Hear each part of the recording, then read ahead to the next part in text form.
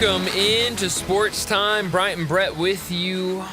Landon Schmidt producing. We're Sports Time. We're with you for the next 3 hours. A lot to get into today. Grizzlies back in action tonight on the road against the Phoenix Suns. A really good slate of college basketball tonight as well. So plenty to get to over these next 3 hours. But Brett, how are you this afternoon?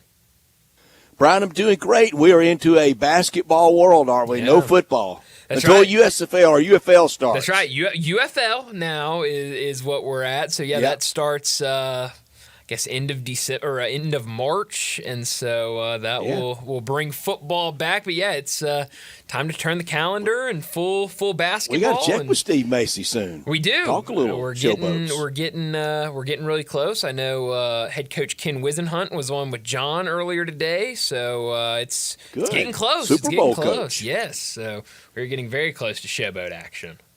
Super Bowl coach. It almost had that game won against the Steelers. Yeah. So new head coach for the Showboats, and we're getting close to that. But certainly right now, it's a whole lot of basketball.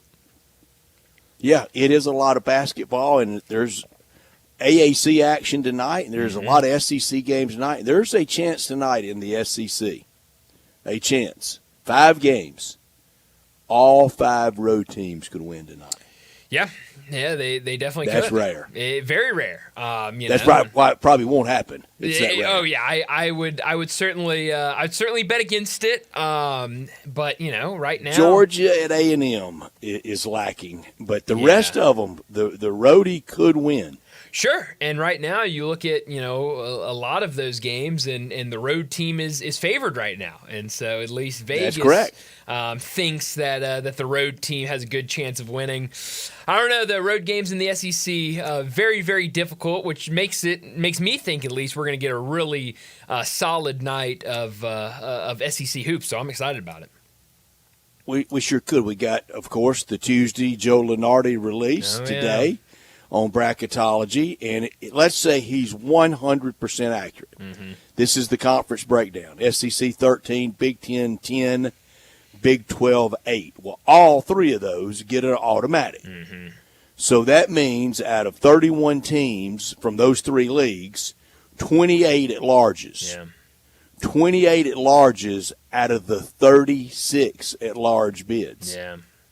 From 3 leagues. Yeah, it's the takeover has happened without having to have the, we want this many automatic bids. Mm-hmm. It's happened. Yeah. I mean that's kind of the big takeaway from the bracket today is you look up and 13 SEC, 10 Big Ten. I mean that double digits. If both those teams get double digits in, I mean that's remarkable. It's 21 at large because they both get the automatic. Exactly, and so I mean it's wild. It's a wild season. Both conferences have been really fun to watch. So good, and we'll see what ultimately it looks like in March. But right now, looking good for both those conferences.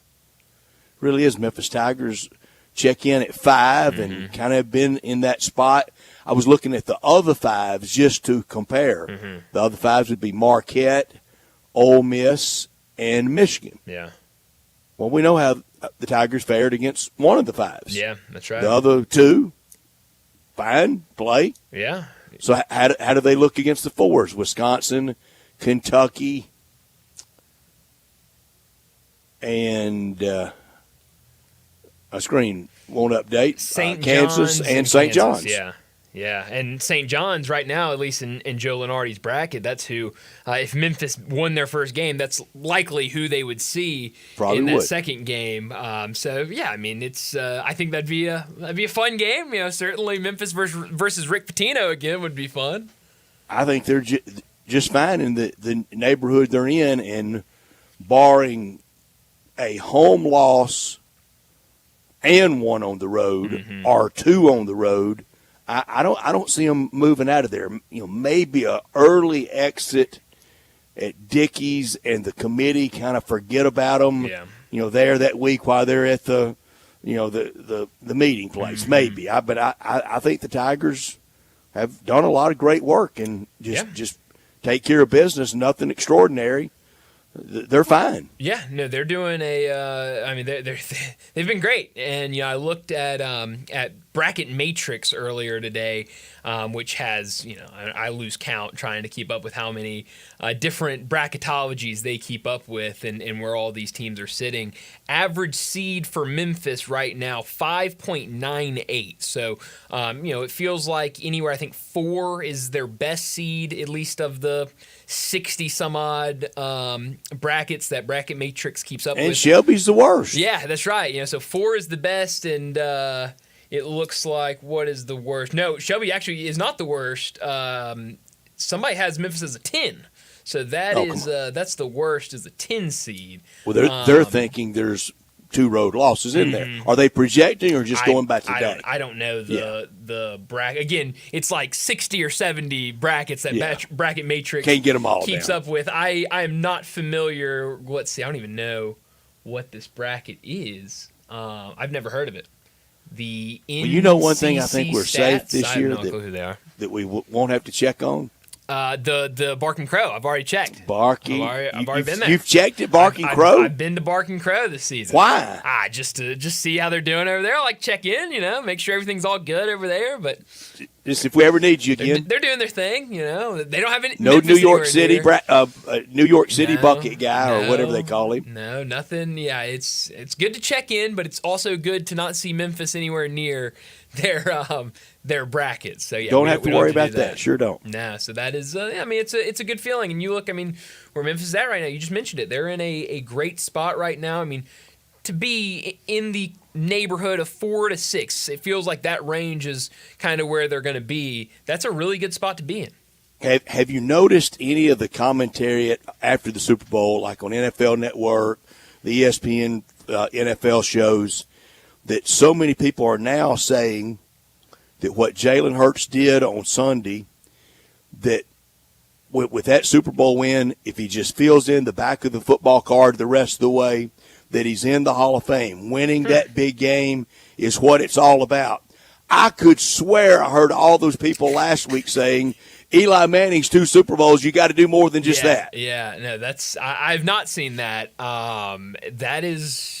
That's bold. I don't know if I agree with it. I saw one, I promise you, last week was leading the charge on not enough. It can't just be, two Sundays and that defines you. Yeah. Huh. Today saying that already with one, Jalen Hurts has done enough. Yeah, that's very weird to throw out there, how 6 days, 5 days after Eli Manning didn't get in said it without blushing. That is, I don't know. I don't think I can agree with that one. But, I think Jalen Hurts is a great player. I think if he keeps doing what he's doing, then I think there will be more Super Bowl opportunities in the future, and he could be in that conversation. I do too. But right now, though, never mind 210 consecutive starts for Eli Manning. Exactly. But yeah, just the fill in the back of the card, and you're good. I'm not there on Jalen Hurts. With one. Yeah, I'm not there. Now, one with 2 great Super Bowl performances. Sure. But 1 win. Yeah, it's. If we're going to go to Super Bowl losses, then right. But if that's going to be your thing is Super Bowls, and it feels like that's very important with the Hall of Fame, then I think you need to have more than one. And I heard another one say that that's what you're defined by. You're defined by winning big games.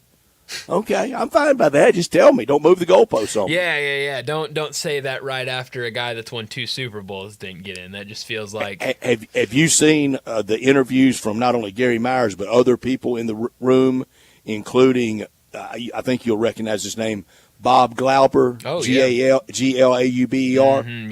I haven't seen those interviews though. No. They said it wasn't even close. Really? The reaction was over the top, as vehemently opposed the rest of the room as they've ever encountered. Wow. That it was a non-starter. Really? Wow. That's shouted down. That's really surprising. I figured it would be one of those we find out really close but just a couple votes short. Now, Gary in other interviews has explained it shouted down in first year.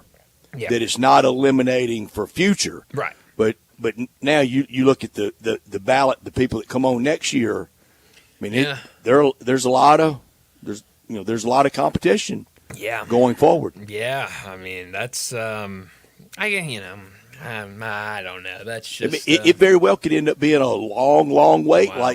like Kenny Stabler had to wait. Wow, that's that surprises me. But I guess I understand the being opposed to first year. I guess. But you're right. I mean, only more players are going to be other greats. This is the Hall of Fame for the reason. It's only the greatest of all time with their names in there. And so, yeah, I don't love that for Eli. Yeah, but it could be that long. Wow, man. Well, I guess we will. Hopefully we won't have to wait that long. Tonight, Grizzlies in action against the Phoenix Suns. We'll talk a lot about that. But last night in the NBA, it was Luka's debut, the first game as a LA Laker. Thought it went really well for him. They said before the game that he was going to play about 30 minutes. He only played about 24 minutes. They didn't need him at the end of the game. They had that one wrapped up.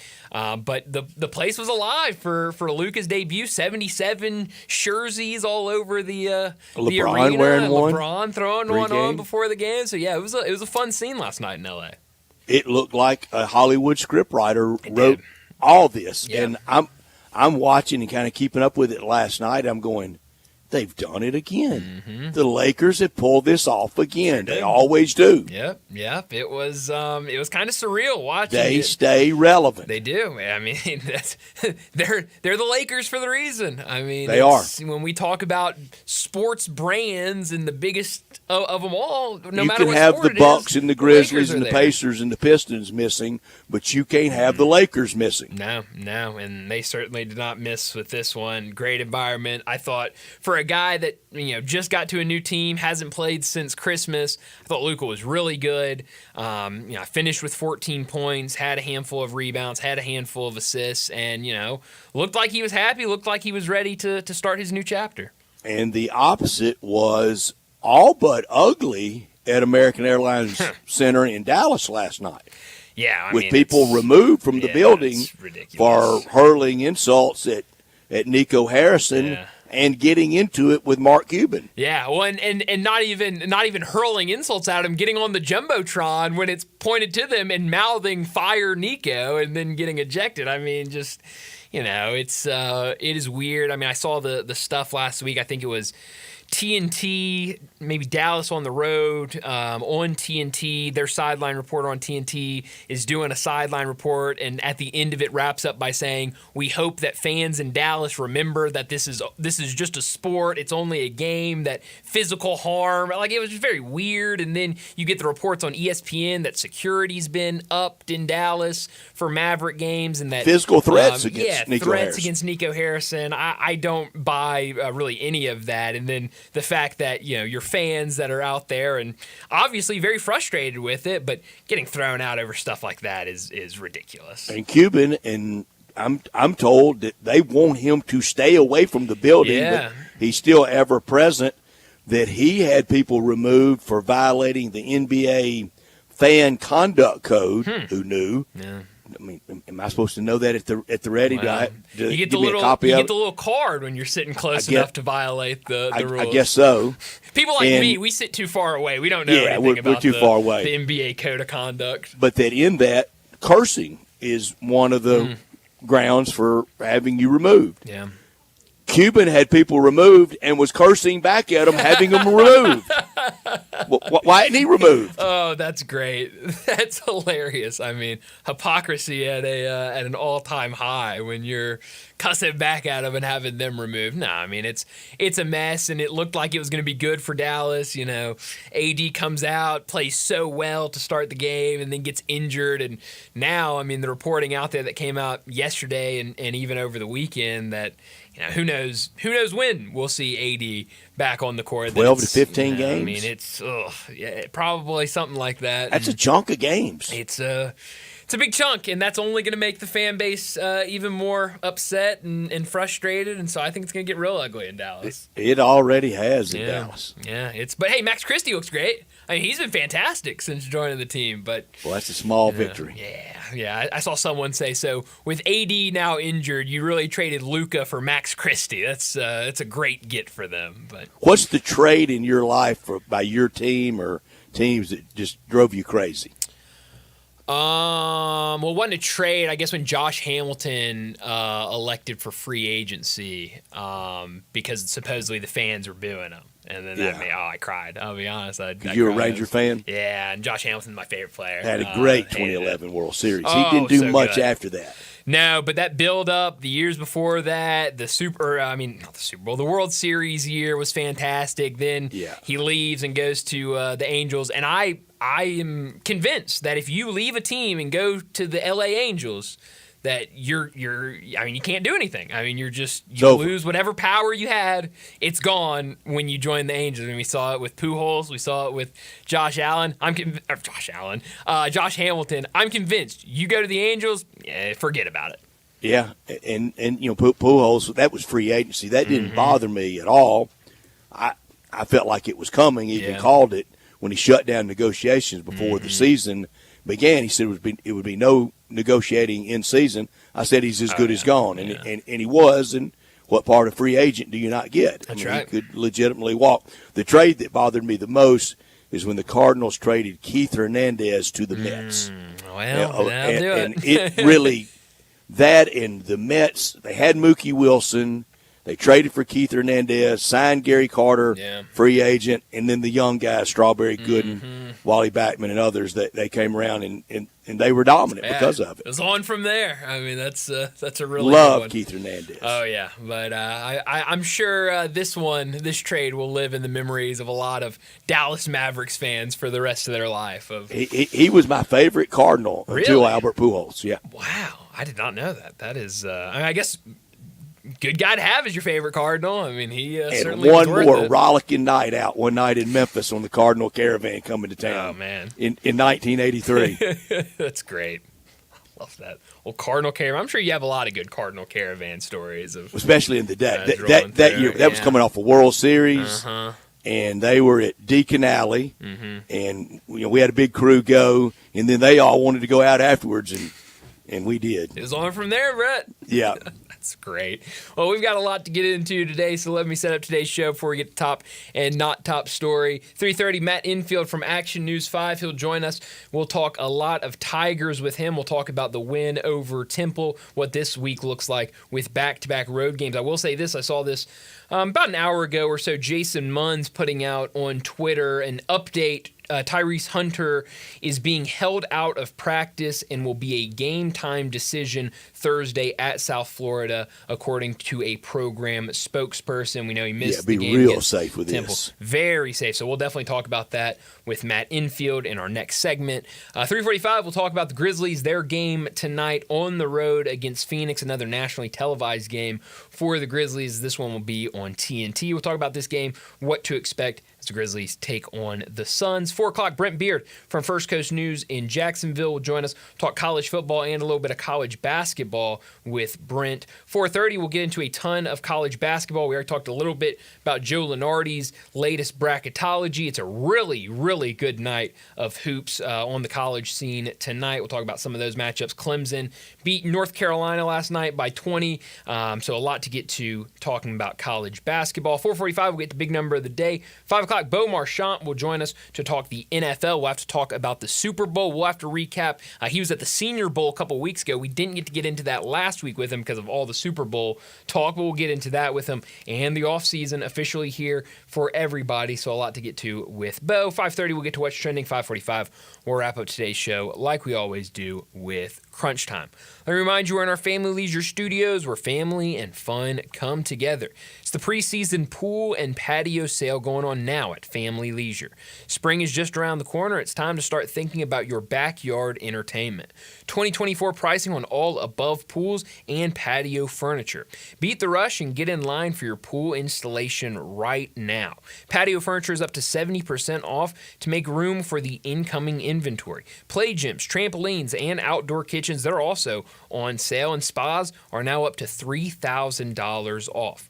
Mention this ad and get a $250 gift card with a pool, spa, or patio furniture purchase. So head over to Family Leisure, 2120 Whitten Road, just north of I-40. Produced by Landon Schmidt, we are Sports Time. We're with you until 6 o'clock. He's Brian, I'm Brett, and we want you to be a part of our show at 901-360-8255. That's the Sissy's Log Cabin text and talk numbers. All our guests would join us on the Sissy's Log Cabin guest line at 901-360-8255. Always from our Family Leisure studio. And this hour always brought to you every day by Lexus of Memphis. They're at 2600 Ridgeway, and they're online at lexusofmemphis.com. Great offers on all 2025 models and always special leasing options. Call them at 901-334-9673, but stop by the one and only Lexus dealership in town at 2600 Ridgeway and put yourself in the driver's seat of the all-new 2025 flagship LS500, and you'll be looking and you'll be driving in style. Drive in luxury and confidence knowing that every new Lexus comes with complimentary first and second maintenance services. When you purchase a Lexus, you get top-of-the-line engineering and design, and they make for the safe luxury driving experience. Online at lexusofmemphis.com. Experience amazing at Lexus of Memphis. Top story of the day. Well, my top story of the day has got to be the Grizzlies back in action tonight against the Phoenix Suns. Only a couple more games until the All-Star break. On the road tonight against Phoenix, on the road tomorrow night against the Clippers, and then we'll be at the All-Star break. So for most of these guys, it will be a good opportunity to get some time off, relax a little. But we know 3 guys going to All-Star weekend. The 2 rookies, Jalen Wells and Zach Edey, and then Jaren Jackson Jr. representing the team as the lone All-Star. But we'll see how the Grizzlies are able to close out these final 2 games on such a great roll when you look at all of these wins that the Grizzlies have been picking up. But the last game felt like an eye-opener. The 125-112 loss to OKC that really didn't even feel that close when you were watching the game. It felt like there are 2 completely different tiers. OKC at the very top in the West, and then a gap, and then the Grizzlies and maybe some other teams. OKC just so dominant. How do the Grizzlies bounce back tonight against a Phoenix team that is really struggling right now? You look at what they've done in recent weeks. They had a nice little stretch where they were winning a lot of games, but now they enter this game losers of 4 of their last 5 games. On trade deadline day, Ramona Shelburne on ESPN said that she would describe the Phoenix locker room as toxic, that the shoot-arounds had been very awkward, everyone on pins and needles, wondering what Phoenix would do. Obviously, a lot of talk for multiple weeks about them wanting to get rid of Bradley Beal to try to get Jimmy Butler in. When that didn't happen, then the conversation took a different turn, and now it's Kevin Durant they were trying to move and got a lot of calls and tried to move him, it sounded like, at least once to the Golden State Warriors. He shot that down. So I don't know where this team's head is at. I don't know what that locker room is, if it is toxic, but the recent play would say that they are not clicking together. You look, even against Utah at home, needed overtime to win that game to avoid what would have been 5 straight losses. For them now, we'll see what they can do at home, but I do think a really good opportunity for the Grizzlies to pick up a big road win. Certified genius owner. Have you heard he played on Izzo's national championship team in 2000 at Michigan State? Like every time he talks? Yeah. Certified genius. My top story is Grizzlies tonight in Phoenix against that certified genius. 19-13 versus Western Conference teams for Memphis. 4-3 in games decided by less than 4 points. Back-to-back tonight and tomorrow night to close out before the break. The Grizzlies 1-0 in Phoenix this year. Remember, on New Year's Eve, they got that win. 13-3 following a loss. They are following a loss. And that was some kind of loss Saturday against Oklahoma City. They haven't lost 2 in a row, though, since January 3rd and 4th. Wow.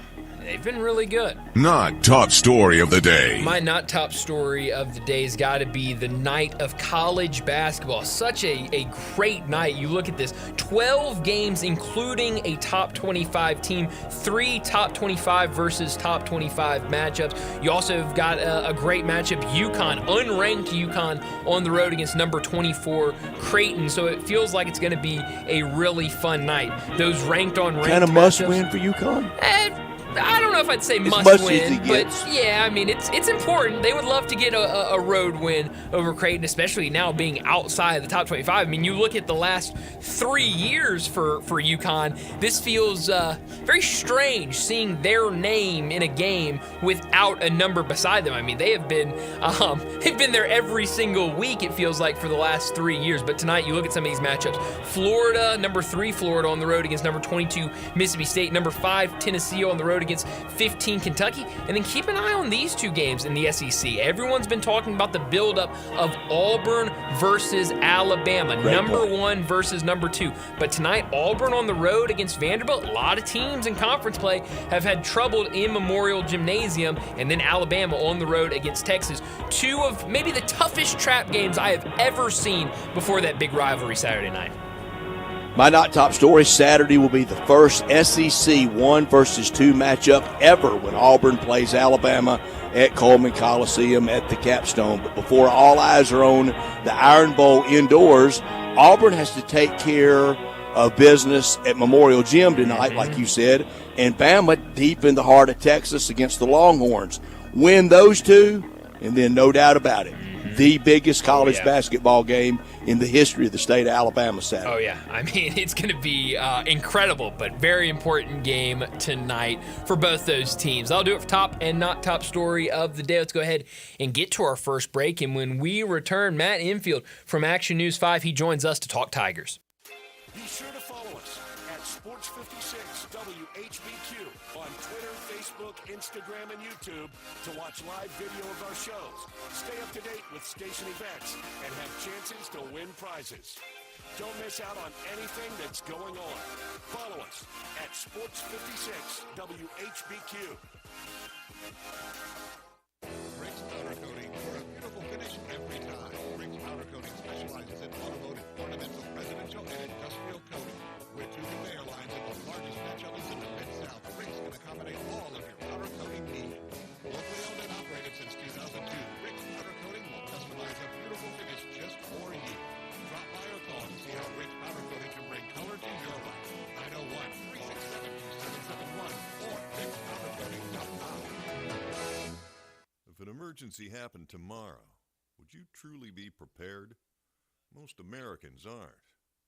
My Patriot Supply, America's most trusted name in emergency preparedness, is offering a special discount on their Mega 3-month emergency food kit.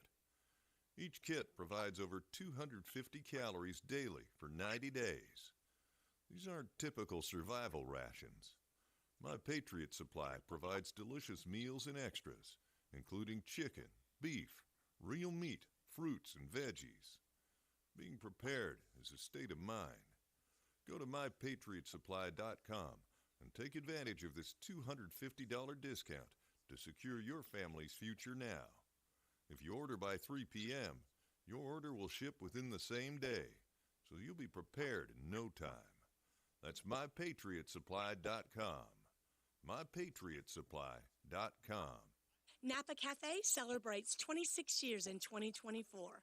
Hi, I'm Glenda Hastings, owner of Napa Cafe, and I want to thank you for making us part of your dining experiences. If you are a first-time guest or have dined with us countless times, I want to thank you for making us part of your lives. Whether you're celebrating with the crowd or planning a cozy date night on the town, Napa Cafe can provide you an extraordinary evening. We have 5 dining rooms, including our private wine cellar, our Jan's room for 2 guests, and the Eleanor room for parties up to 60. Sit back, relax, and celebrate. Leave the cooking to us. Come see me at Napa Cafe, 5101 Sanderlin Avenue. We're open Wednesday through Saturday for dinner starting at 5 o'clock. We also offer curbside pickup from our full menu. For details on our stay-in, dine-out menu or reservations, visit our website at napacafe.com. Come join us as we celebrate 26 years of Napa Cafe in 2024. We can't wait to serve you. At At Jason's Deli, when you're dining in or picking up curbside, you can expect wholesome food and no surprises. Just delicious sandwiches, crisp salads, and quick quality meals made with the freshest ingredients and no artificial trans fats, MSG, high fructose corn syrup, or artificial colors and dyes. Around here, a lot of thought goes into what we put into our food and what we take out of it, because you're not just taking a bite, you're getting a taste of who we are. New items are constantly being created to expand our menu for all tastes and special diets with vegan and gluten-free options available. Convenience and on-time delivery you can count on. It's just a click away at jasonsdeli.com, so whether you need to feed 5 people or 5,000, the team at Jason's Deli, they have the credentials and the commitment to keep you satisfied. Freshness is nearby at Jason's Deli with locations at Ridgeway in the Park Place Center, Poplar and Highland, Germantown Road in Cordova, and on Goodman Road in Olive Branch. Jason's Deli. It's wholesome food and no surprises. I know it's not spring yet, but it's close, and right now, it's the perfect time to start thinking and planning for your backyard entertainment. Just so happens Family Leisure is thinking that way too, with their preseason pool and patio sale. Get 2024 pricing on all above-ground pools and patio furniture. Also, secure your spot for pool installation. That way, you can go ahead and start making plans. Lots of new inventory is en route, so in-stock patio furniture is up to 70% off. You want a play gym, a trampoline, how about an outdoor kitchen to go along with that new pool? They're all on sale too. You can get spas up to $3,000 off and save even more by mentioning this ad. You do that, you'll get a $250 gift card with a pool, spa, or patio furniture purchase. Winter won't last forever. The spring will be here soon, so get ready with the preseason pool and patio sale at Family Leisure, Rick Road off I-40, where family and fun all come together. Now, back to Sports Time on Sports 56. This hour is brought to you by Lexus Service. Here are your hosts, Brent Star Sports Movie and Brian Davis.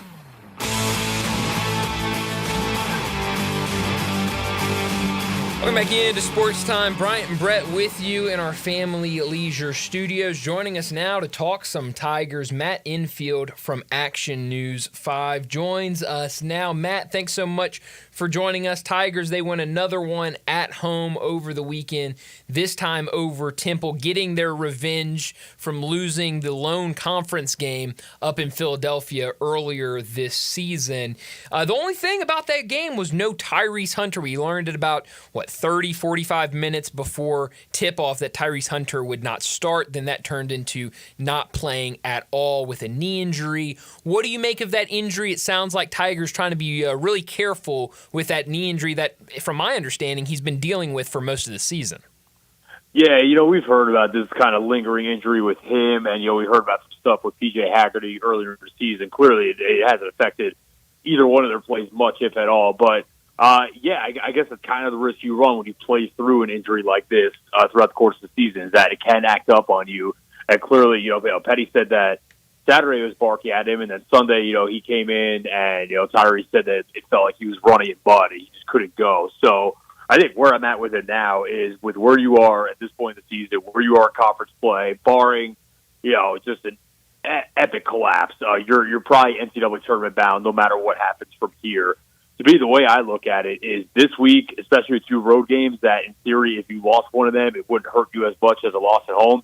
I think I would hold Tyrese Hunter out this entire week. See if you can not really steal 2 wins at USF or Wichita State, because I think we saw what Dante Harris could do. I'm sure we'll hit on that in a second. But yeah, to me, let's go. If I'm the Tigers, go win at USF, go win at Wichita State, and then next week you only have 1 game, and it's a Sunday game against FAU. So at that point, you would have given Tyrese Hunter 2 full weeks, actually more than that, from his last game to recover and help that knee get better. So that's kind of where I'm at. I guess you're running the risk that maybe you lose a game this week, but in terms of what this team wants to accomplish, I think Tyrese Hunter being healthy has to be paramount in that discussion. So if you can give him 2 full weeks and win your games on the way, I think that's probably the ideal scenario.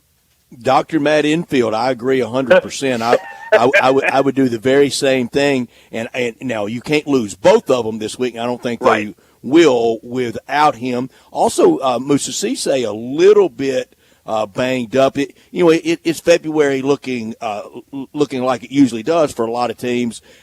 a little maintenance this week is a smart thing, because even if you dropped the game, let's say Sunday, win Thursday night in Tampa, lose on Sunday in Wichita, you go on that stretch and win out and at least get to the finals of AAC, they'll be seated where all the bracketologists have them right now, 4, 5, 6 at worst.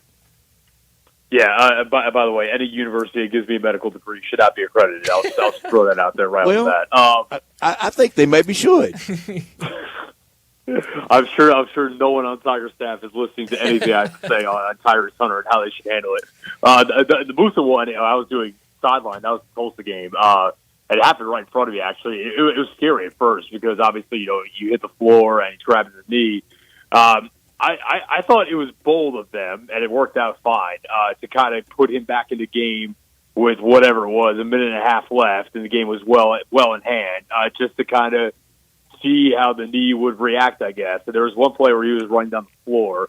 It looked like for like a split second that he pulled up, and I was like, oh, no, this would be a disaster. And then he ended up being fine, and he looked fine on Sunday as well. But, yeah, I think the Moose will be fine. I think, like I said, with the Tyrese stuff, this has been something that he's dealt with all year long. I haven't heard anything on PJ Haggerty lately, which is a good sign. Obviously, he's playing really well. But, yeah, like you said, the whole goal of this thing is to, maintain a good enough seed, which, like you said, and let's say just lose out a bunch of these games down the stretch and get knocked out right away at the conference tournament. I think that they're going to end up somewhere in that 4 to 5 range. Maybe, if things really went badly, maybe a 6 line or something like that. But yeah, the whole goal is to get there as healthy as possible. And now you're seeing some depth emerge that can kind of hold down the fort for a little bit if these guys are forced to miss time in Tyrese's case. So yeah, I'm sure they're going to play cautious with that in mind. Matt, all joking aside, did you ever believe when you fell in love with sports and you got in sports that you would spend the amount of time, if you drew up the pie chart of things you talk about, well, we talk from the competitive angle probably more than anything else, but I would say that next big sliver of pie would be injuries and the impact that it has, and then I would say a smaller sliver would be legal entanglements with players. Yeah, especially with just kind of the state of college sports now. Yeah, for sure. But like, I didn't know I had to go to med school and law school to talk about sports. Right. Well, I mean, there's definitely a lane for that. There's people that are kind of in that, both like legacy media and content creation, that sort of thing. But yeah, it's part of it. Obviously, injuries are part of sport, and now obviously, I think more than ever we talk about how to manage them and kind of get guys back healthy and how do you kind of divide up their games and their minutes and whatnot. So. Yeah, it's all part of it. It beats talking about a lot of other things for a living. I'll say that. Well, you mentioned Dante Harris a few minutes ago. He was put in the starting lineup with Tyrese Hunter out and looked really good. Nearly 30 minutes of action, 14 points, 3 rebounds, couple of steals. It feels like if you're going to have to play without Tyrese Hunter for a couple weeks, it feels like you've got a good backup guard that can come in and really handle the offense. Yeah, and Penny made the point right away, and he said people don't know. I actually did know this because I had interviewed Dante the week before for the Penny Hardaway show. Dante Harris, the guy that won, Big East Most Outstanding Player, the Big East Tournament Most Outstanding Player as a true freshman at Georgetown. You don't win that unless you have unless you have some sort of game. And I think that he's been such a great fit just in terms of he's arrived and he hasn't been someone that's demanded a ton of shots or needed a ton, the ball in his hands a ton. He's kind of just been someone that plays awesome defense, and when he gets put in the game in that point guard role, he's played more of the facilitator role as someone that kind of helps set the pace and push the pace. But, clearly we saw on Sunday, he's got some juice to his offensive game. I was shooting the game, he had a really acrobatic layup in the second half where he kind of contorted his body around the defender down low, and I was like, all right, we got something here. He had a couple mid-range shots. He showed that he can hit a 3-ball. I don't know if you want to take a ton of threes, but he's shown that he's capable out there. And I mean, if he could score on top of all of the other stuff in terms of kind of the pure point guard duties and the defense, we know he can bring, because that was on full display against Temple as well. Then yeah, you've got someone who is in my mind probably a starting caliber player coming off your bench and reinforcing what is already one of the best guard rooms in the country. So, yeah, that's a very welcome development, for sure. Was he at Georgetown when that year that they won the tournament with Pat Ewing as coach? Yes, it was 2021, I believe. It was the year after COVID. So, yes, they won 4 games in 4 days and knocked off Villanova and Creighton, and that was their only shot to make the tournament. They were going home unless they won that tournament, and he helped carry them to that. So, yeah. Well, I know Coach Hardaway and Patrick Ewing are friends from NBA circles. I wonder if Patrick Ewing was instrumental in kind of guiding him to Memphis. Actually, the story of how Dante ended up at Memphis was, he was at Virginia previously, and I'm giving some of this away because Dante is our feature on the Petty Show this week, so I'll give a little preview now. But Dante was at Virginia, as we know, and obviously under Tony Bennett, and Tony Bennett stepped down before the season started. Dante left before that, but under Virginia, what do? They play great defense, and they run this very slow, methodical half-court offense. He said the defense was great. He said he loved the defense culture, but we've seen the way that he likes to push the pace here. He said that slow offense just was not a good fit for him. So he jumped in the portal, and his college, or someone that he knows from the DMV area, because he's originally from Washington, D.C., someone I think he played under is friends with Nolan Smith. And Nolan Smith kind of got the ball rolling on getting Dante here. Good so stuff. That's actually the connection, yeah. Oh, Matt, we'll have to watch that. That sounds like you did a lot of work on that and really know the story. Just a little bit of digging. He's the one who told me about all this. And, obviously, it makes sense, though, because the DMV is one of the, if not the richest region of the country for high school and college basketball talent. So those connections run really deep, for sure. Absolutely. Well, you said you were down there on the baseline shooting video. How about Dane Dange getting a steal and taking it all the way to the basket? That was something I know Dane had in his bag. I think that was after a Dante deflection too, and then he kind of glided in there, and I was like, all right, Dane, man, he's been great. And when I interviewed him on the show earlier in the year, this is when he was coming off the bench as kind of the super six man, and he said, there's no ego, there's no jealousy with him. He just wants to win, and he'll do whatever it takes. To be honest, and talking with him a couple of times, and kind of getting a gauge of his personality, I fully believe that. I will say that it feels like you can't deny that he's been empowered by being inserted into the starting lineup, because his numbers have gone up dramatically since he was put into the starting five. So, and it makes sense. I'm sure that was a nice little confidence boost. And, like we talked about, when you have that inside-out threat where you have to worry about P.J. Haggerty and Tyrese Hunter and all these guards on the wing, but then all of a sudden you can throw it inside to this big guy with this sweet speed and an array of post moves and good touch around the basket, man, that's tough. That is a real pick-your-poison situation, because if you throw two bodies at him down low, then guess what? He's kicking it out to someone who's a threat on the outside, and if you dedicate resource on the outside, you're probably letting him play one-on-one down low, and there haven't been a lot of bigs in this conference that have been able to slow him down when he gets in that setting. Mm-hmm. Very few teams can shut down everything. No, yeah, correct. Absolutely, yeah, for sure. I mean, it's just, it's really the elite of the elite. Generally, you're going to have to give up something somewhere, and this team right now, the way they're constructed, is kind of in a good position to really take advantage of that. Yeah.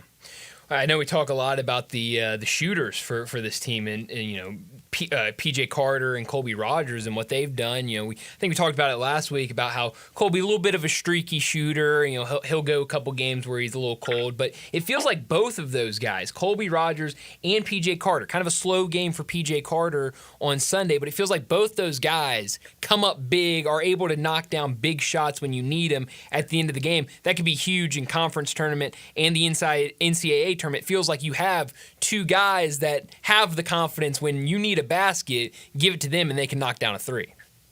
Yeah, I think with them, they kind of like supplement one another where, maybe if one's having a slow game, the other one can pick the other one up. But then if they're both cooking, and all of a sudden, you're really in a good spot. And the thing with 3-point shooting in particular, and, people dive into analytics and use all these buzzwords to kind of either prop it up or bring it down. But, 3-point shooting a lot of times is kind of, it is a bit of a math kind of equation where if you hit a certain amount or if you can convert on a certain percentage of them, then, the odds of winning a game go up dramatically. And when you have two guys like that who on any given night can really light it up, and I'll say, you mentioned PJ had a slow game on Sunday, and he had a couple of ones that I remember at that point in the game. They felt big because it felt like it was either Memphis was trying to stretch it out or Temple was trying to claw back into it, and PJ hit a couple that just kind of seemed to quell the momentum. And Colby hit one with about a minute left in the game that I thought I thought a couple of minutes before when PJ Haggerty hit that moon ball to put them up 15, I thought that was the dagger, and then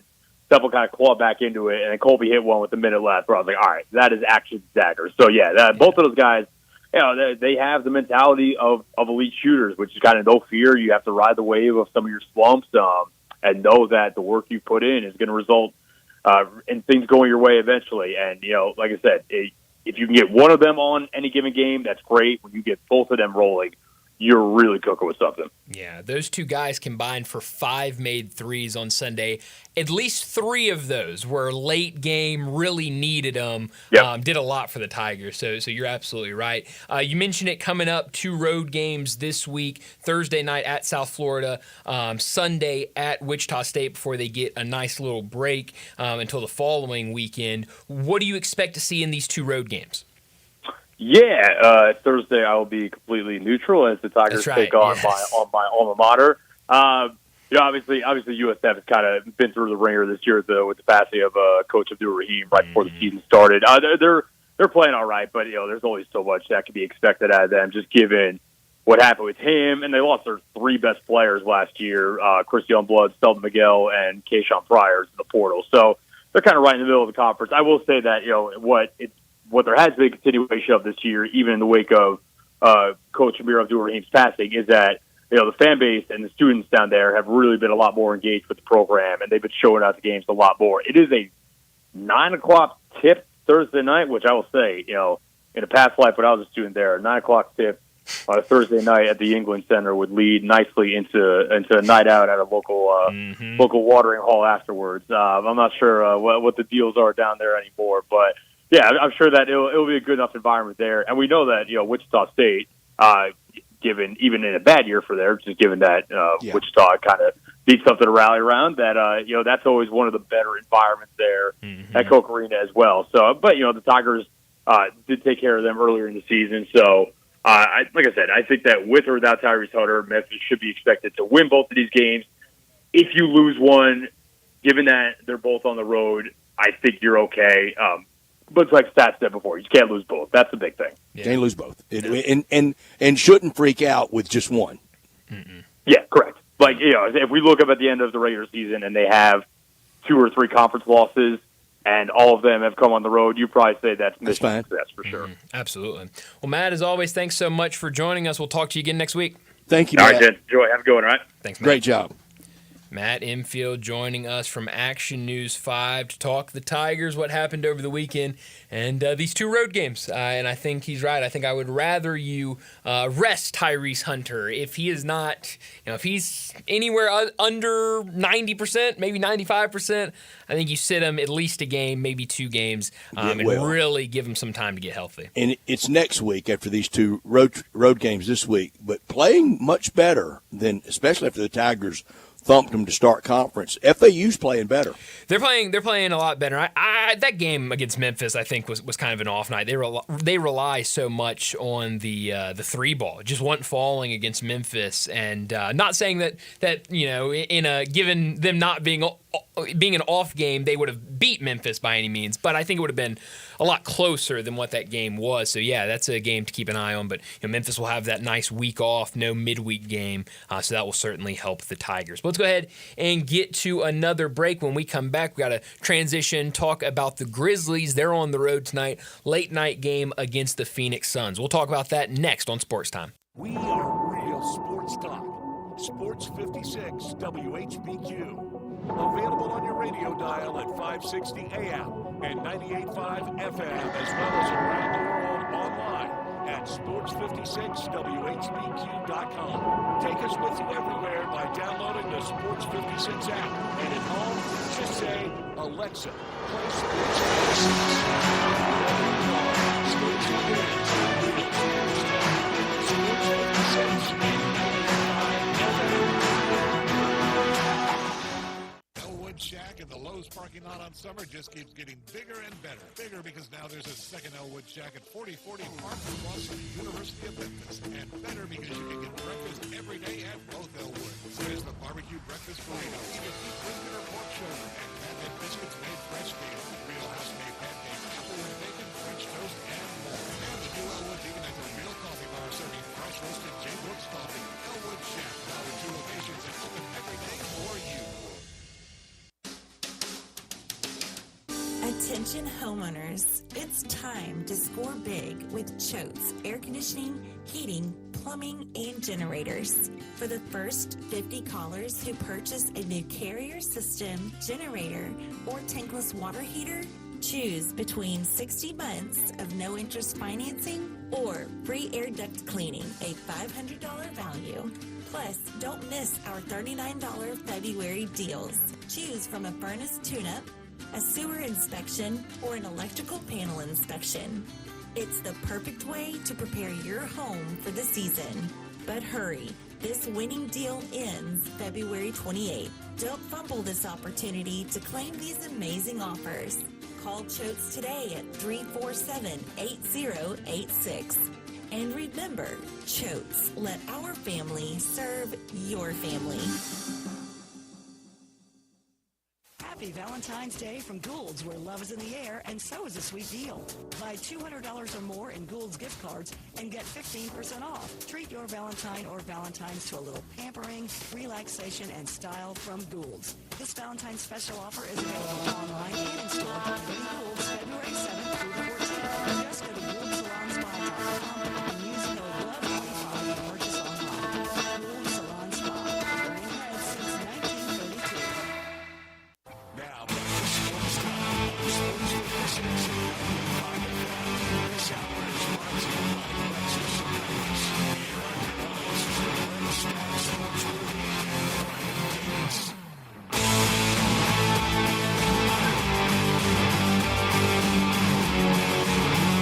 Well, the Grizzlies back on national television tonight. TNT game, the late TNT game, because they're in Phoenix to take on the Suns. Two teams that feel like they're in completely different places. The Suns really struggling. It felt like they were going to make a big move at the deadline, whether it was Bradley Beal, whether it was Kevin Durant. On the other side, the Grizzlies in a really good spot right now, number 2 in the West, have really picked up a lot of wins, playing really well, and didn't really make any moves at the trade deadline. So it seems like two teams in two different places, but should be a good game tonight on TNT, as I think both of these teams, for different reasons, really wanting to get to All-Star break. Yeah, very, very much. And Phoenix trying to get a little rally going to get to the All-Star break. Maybe everything, calmer heads prevail a little bit for them, because there's, as you mentioned earlier, a lot of finger pointing, a lot of the blame game going on for a team that was going for it this year, and right now would be outside looking in. I don't see how both make it, Golden State and Phoenix. Yeah, it feels like one or the other, and that's the team right in front of them right now. Phoenix, a half game back from Golden State. So yeah, right now at least, and certainly things could change, but right now it feels like one or the other of Golden State Phoenix, which would be weird if one of those teams are out. And if they both make it, they're in play-in. They're not making it into protected seeds. Yeah.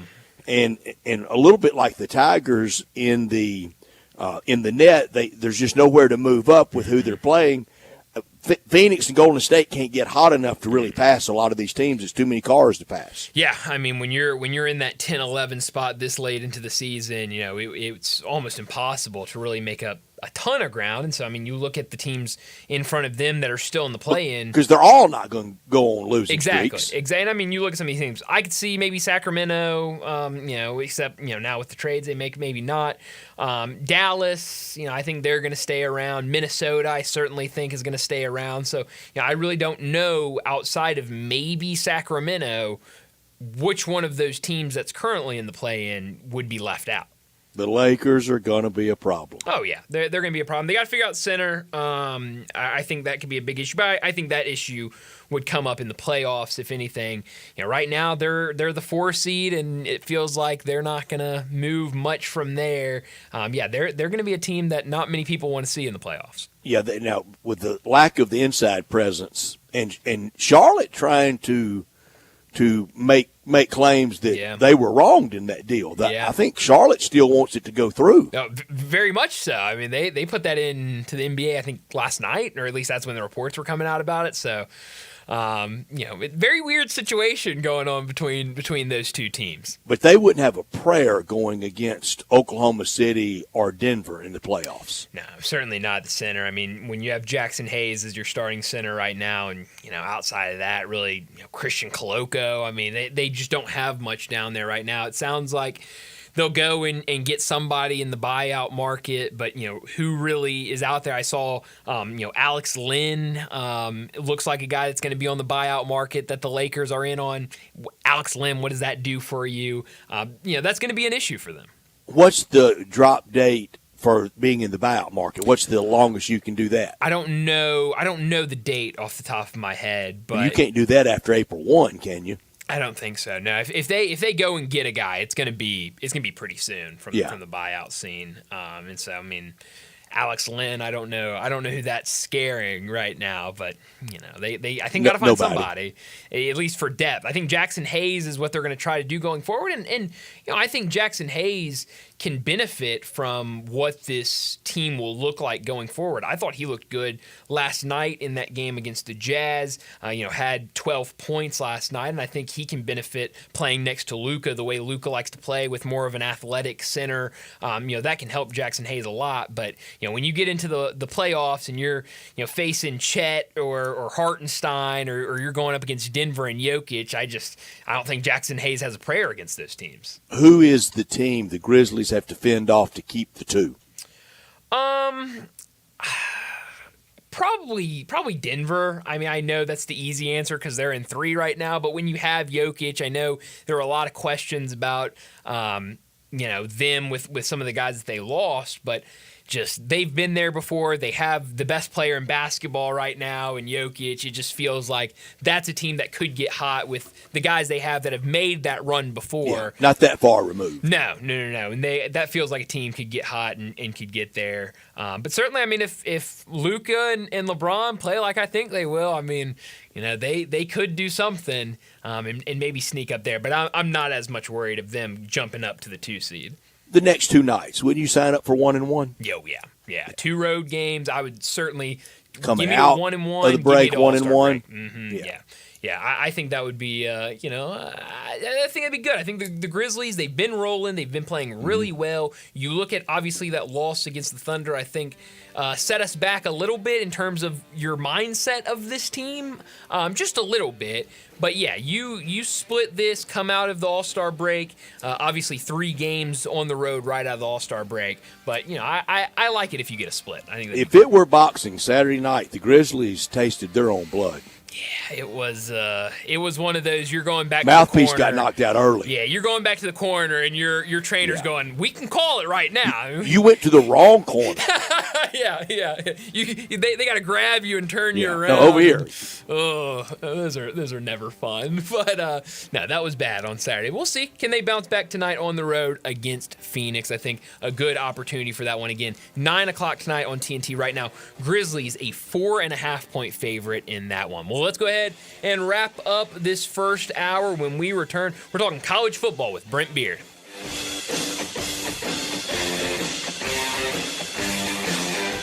I know it's not spring yet, but it's close, and right now, it's the perfect time to start thinking and planning for your backyard entertainment. Just so happens Family Leisure is thinking that way too, with their preseason pool and patio sale. Get 2024 pricing on all above-ground pools and patio furniture.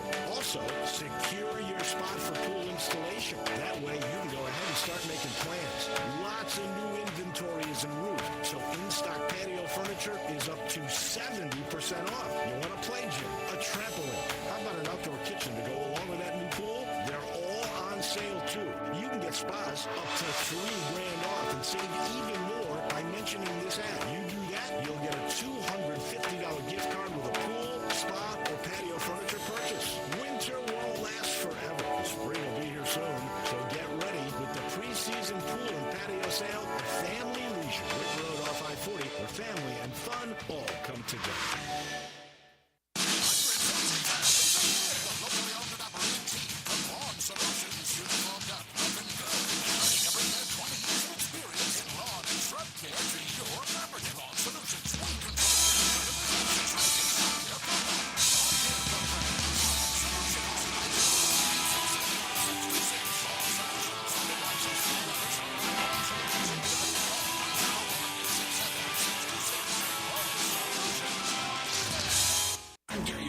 service director of Lexus in Memphis. Our service department wants to be more than just a place where you get your oil changed. We do glass repair, windshield replacement, recalibration of your camera and sonar systems, even wheel repair, tire replacement, all the things you would expect from a luxury automotive dealer. Please check out our website. You can schedule your appointment, check out our specials, hours of operation, or if you'd like to do it in person, please reach out to one of our associates at 901-271-5199. Drivers who switch and save with Progressive could save hundreds. With that kind of money, you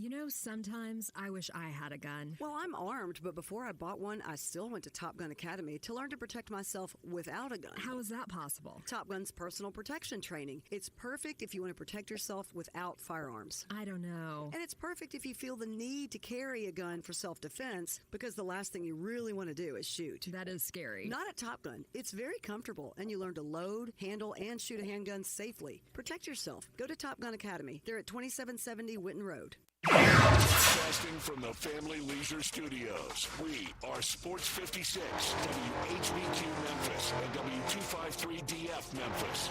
College football talk every Tuesday with Brent Beer, Heisman voter, and on Twitter X at Brent Beer. SEC, ACC, AAC, we talk it all with Brent. Here's Brent Beer with Brian and Brent.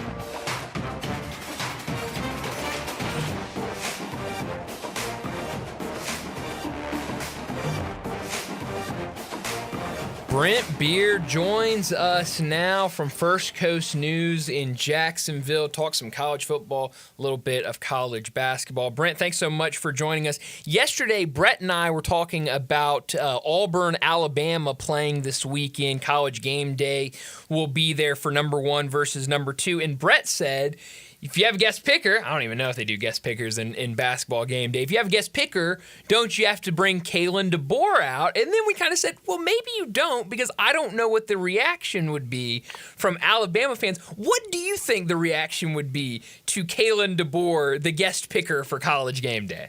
Oh, I think he would be well received. I think the blame for last year's kind of spread around. Frankly, so I think he would. I think he would do fine. I mean, it would. I think he'd do it. Yeah. But man alive, this is rarefied air, guys.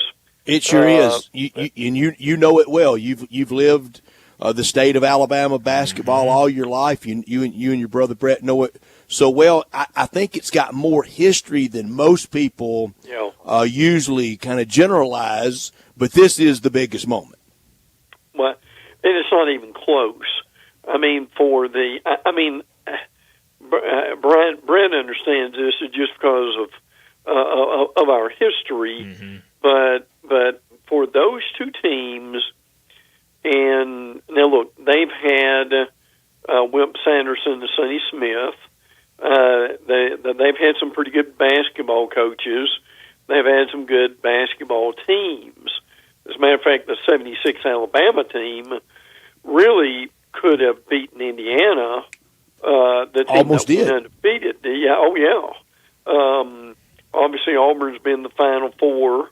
But what Bruce Pearl's done has been certainly he should be lauded and applauded for that. But look, this should really be a celebration in the state of Alabama for basketball. And as we've talked here before, the Mike Slive, Greg Sankey desire to see basketball really become a showpiece and a centerpiece in the league.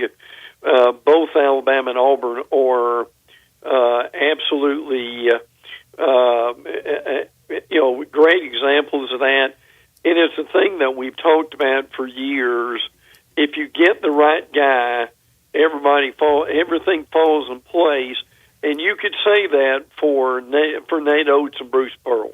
Yeah, they've made it work. Another name, C.M. Newton, was a great coach. He was the coach of that 76 Alabama team, and handed the reins over to Wimp Sanderson when he left for Vanderbilt. But another person that advanced, that moved the tape for basketball mattering in the state of Alabama was Gene Bartow. Oh yeah. There's no doubt about that. And it's a real shame that I mean, I get it, but I don't. That Alabama just would not play them. And that was, but Bartow did a really good job. There's no doubt about that. I mean, UAB in Bartow's days had a lot of big rivalries in the Southeast. So, and look, getting back to C.M. Newton in a lot of ways was probably the catalyst that started people envisioning that Alabama basketball could do something. Mm-hmm. He brought in Wendell Hudson, who is one of the greatest players in Alabama history. And obviously they've had Coleman Coliseum since Brett and I were born. But the had NC tournament games there. Oh yeah, they sure did. Look, when brother Brett and I, twin brother Brett and I were in Alabama, they had NCAA tournaments there then. Mm-hmm. I remember that. Hosted. I remember that very well. Wow. Yes. And Coleman was kind of a show place. It was. It's kind of not now. No, and they're still trying to figure out what to do with that, frankly. But, I mean, to have game day on hand and have game day do in spotlight the state of Alabama basketball is just unbelievable. Now, there's a team about an hour from me that would like to stake a claim after beating Auburn that if they continue to do well, they need to look at them maybe as a number one seed, and that with being the Florida Gators, they've got a big game tonight, obviously, but yeah, it's unprecedented times. Isn't it amazing? You have 2 to 3 to 4 SEC teams that could win it all, and none of them's Kentucky. Yeah. I think that's probably one of the greatest things about this run for the league is you're seeing different teams besides Kentucky be able to do it. And where would you place Kentucky right now? What would Kentucky be the middle of the pack in the conference? I mean, is that very middle? Maybe fair? Playing on Wednesday in Nashville. I saw them last Tuesday night. Yeah.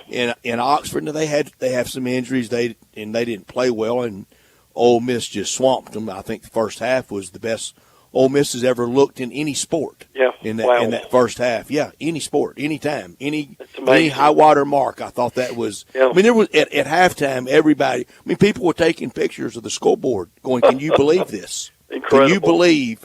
Ole Miss looks this good against mighty Kentucky.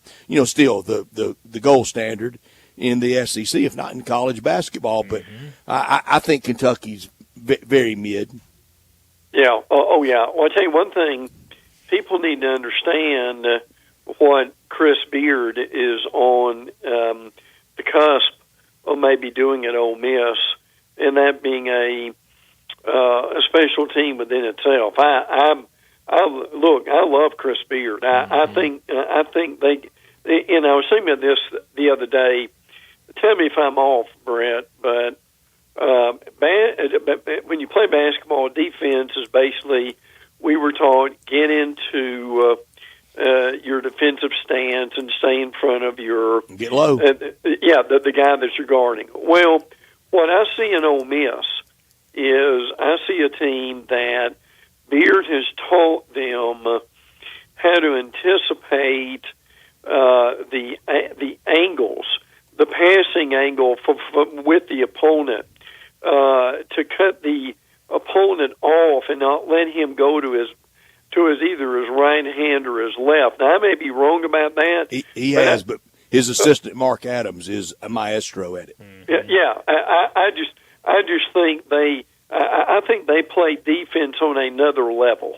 Yeah, no, they absolutely do. You mentioned Florida. I mean, they got the big upset over Auburn on the road. They did it without Elijah Martin, probably their second best player behind Walter Clayton. This team, I mean, it feels like a really, really good team. Todd Golden now has this off-the-court stuff behind him in terms of the Title IX. How far do you think this Florida team can go? Well, I can tell you, they think they can go to the Final Four. Yeah, they should. I mean, they especially if Clayton is healthy. Mm-hmm. I mean, Clayton had 19.6 rebounds and 9 assists against Auburn. The thing they did against Auburn, by the way, Florida's number 5 in the net rankings. The thing they did against Auburn was they got in Auburn's grill at the whole game, and they would not let up. They were very physical in that game, and they did what we talked about a few minutes ago that Chris Beard does every game, is to cut off the angles. But they D'd up and got physical, and a lot of those guys 5 foot and closer shots that Broome made. They challenged him on that, and he missed several of them. So, look, they're 20-3, 7-3. They're not perfect, but the Gator beat writers, this probably won't surprise you guys, are saying, even with the national championships, that this team may be, or it has the potential to be that good.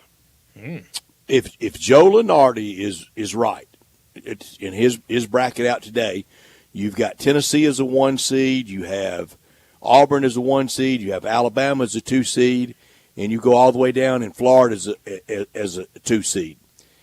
If you got an all SEC Final Four, do you know how insufferable SEC people would be after really taking it right to the chops over the football playoffs? Oh, yeah. Yeah, well, there's no doubt about that. They very would. And look, the truth of the matter is they should be proud of how they've done basketball and how they've taken up taken over basketball.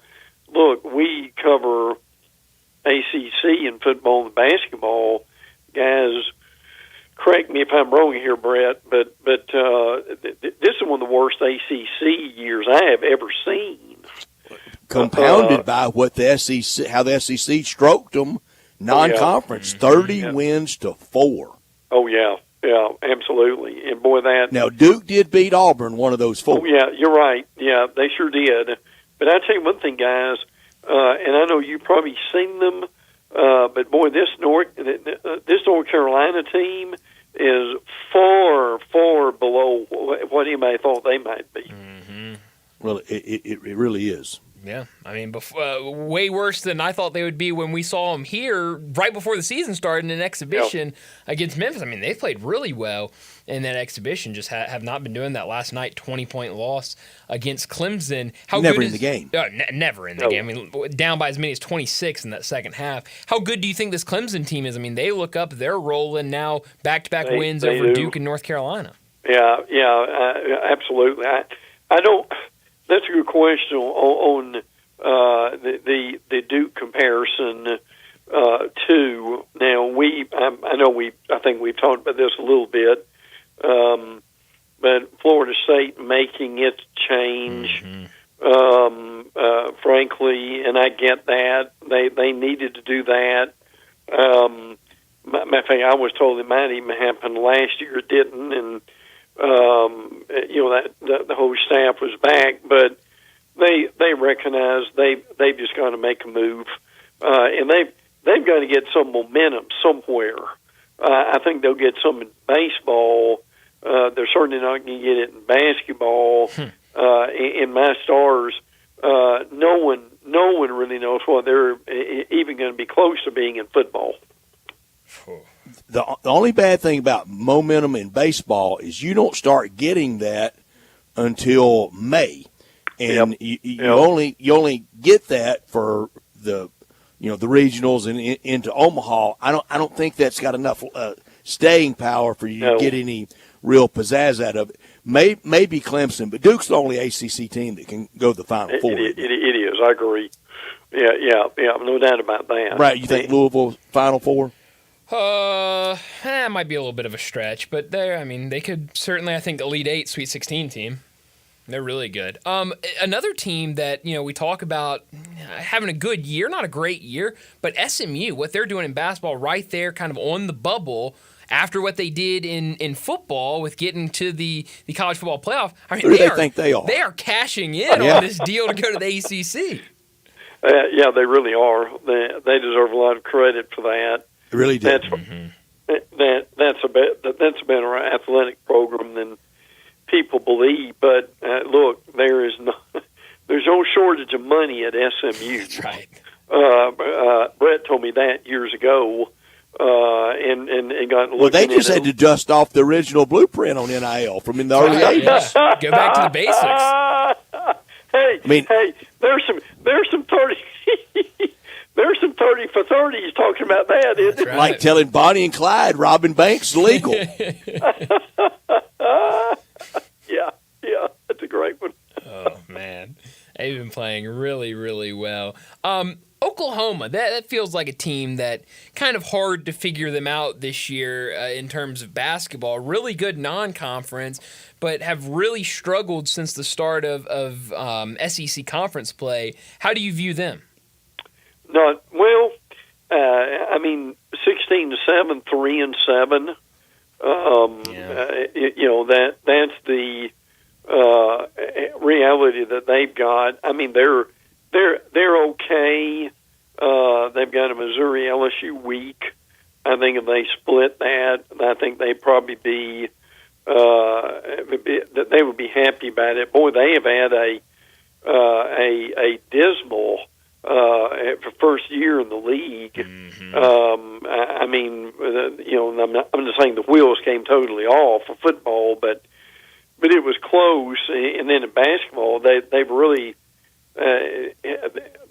struggled too. So Texas has got the better of the two newbies coming in, but they've got a long way to go to improve on that 3-7. Yeah. Texas was SEC ready. Oklahoma was not. No, they weren't, were they? No. I absolutely agree with that. Brent, on Sunday, I'm watching the Super Bowl, and I couldn't help but a lot of my thoughts went to one guy. It went to Coach Nick Saban. He had his fingerprints all over that game. He did, Sunday, Jeff Stoutland, offensive line coach for the Eagles, Landon Dickerson, Heisman Trophy winner Devontae Smith, and, of course, the eventual MVP of the Super Bowl, Jalen Hurts. He didn't make a mistake with all that with Tua, did he? No, he did what he needed to do. He had to make a decision. And he did. And it's easy to second guess now, but in the heat of it, nobody was really doubting him. No, absolutely not. And to Jalen's credit, he could have given up after that. Enormous credit. But I mean, he has a tremendous work ethic. Timing is everything in life. And Jalen Hurts got to the league when they were looking at Lamar Jackson type guys, and that they were really successful. Going to Oklahoma, I think he improved some there. Got into the league and made it on his own.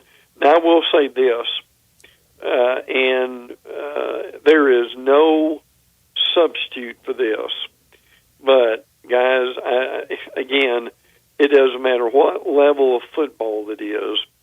If you can harass the quarterback and you can get him down, you're capable of beating anybody.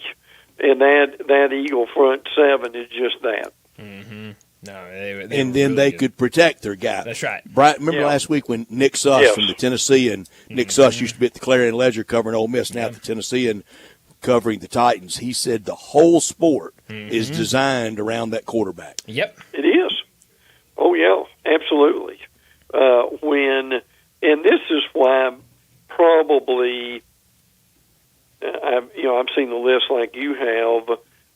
Some people make the argument that your quarterback's your number one guy, but number two are guys who rush the passer, and that's just where we are now in this league. And in the teams who can do that on a regular basis, and we talked about this, frankly, with the national championship game of Ohio State and Notre Dame.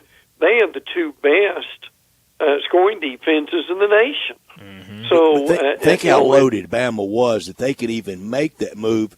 Because I don't know that the Super Bowl MVP is even a top 10 quarterback all time at Bama. No. I mean, I'll say this, Brett.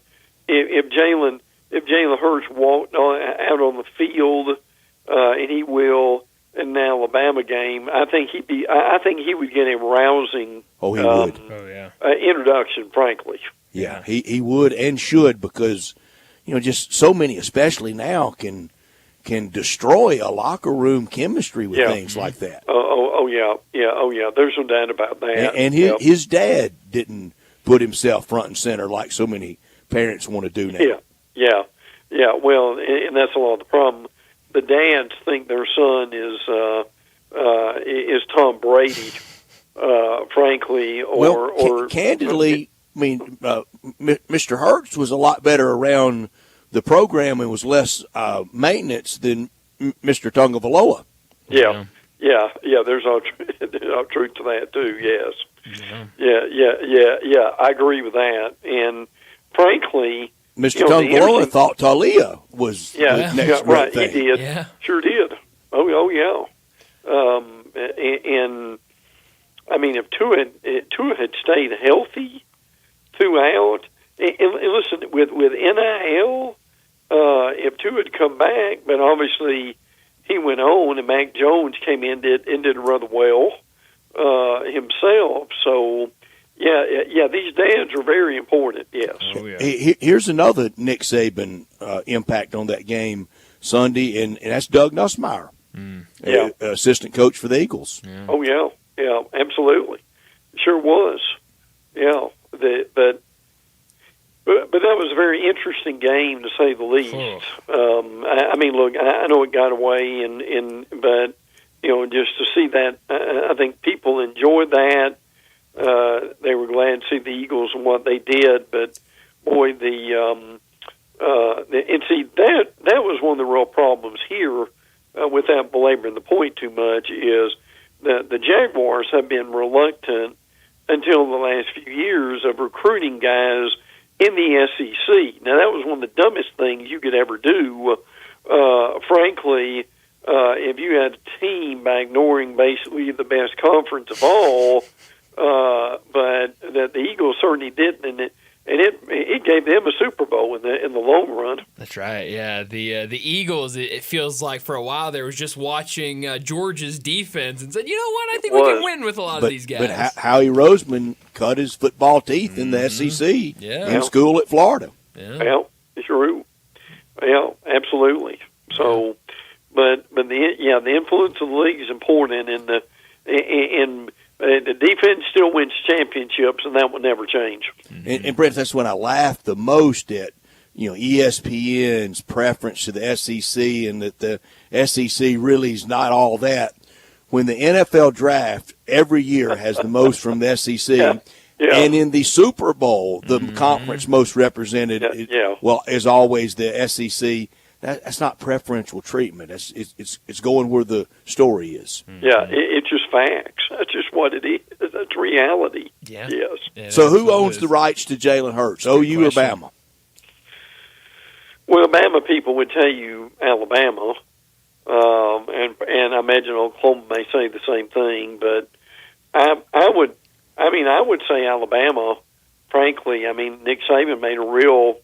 I mean, it was risky to start him to begin with, but they were able to bring him along. I mean, some of that struggle that he had in his accuracy is the same thing with Jalen Milroe. Frankly, and same thing I've seen with Anthony Richardson of Florida.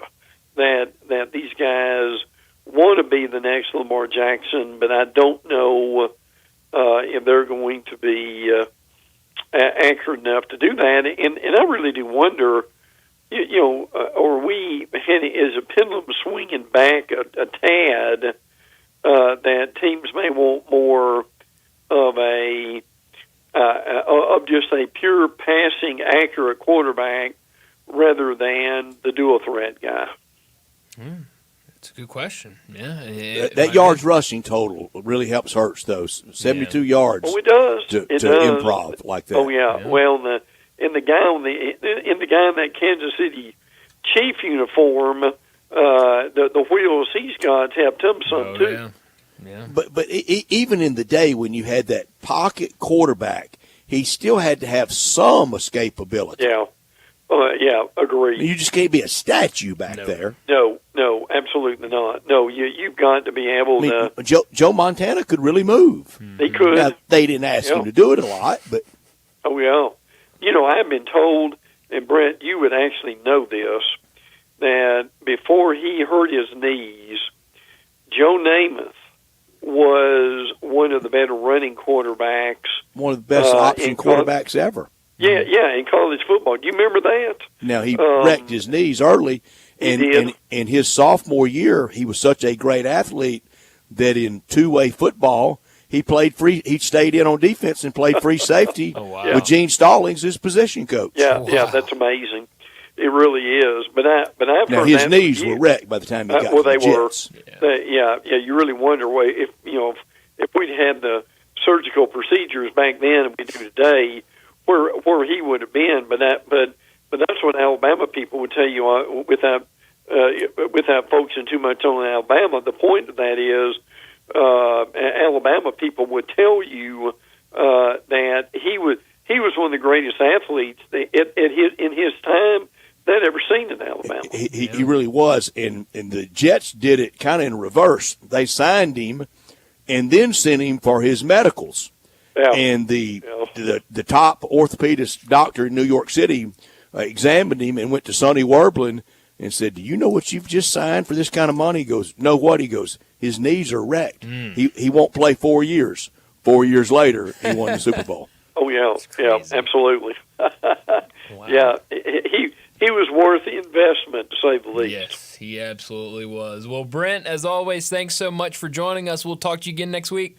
Love the conversation, guys. Take care and have a great week. Thank you, Brent. Enjoy the ball. Yeah.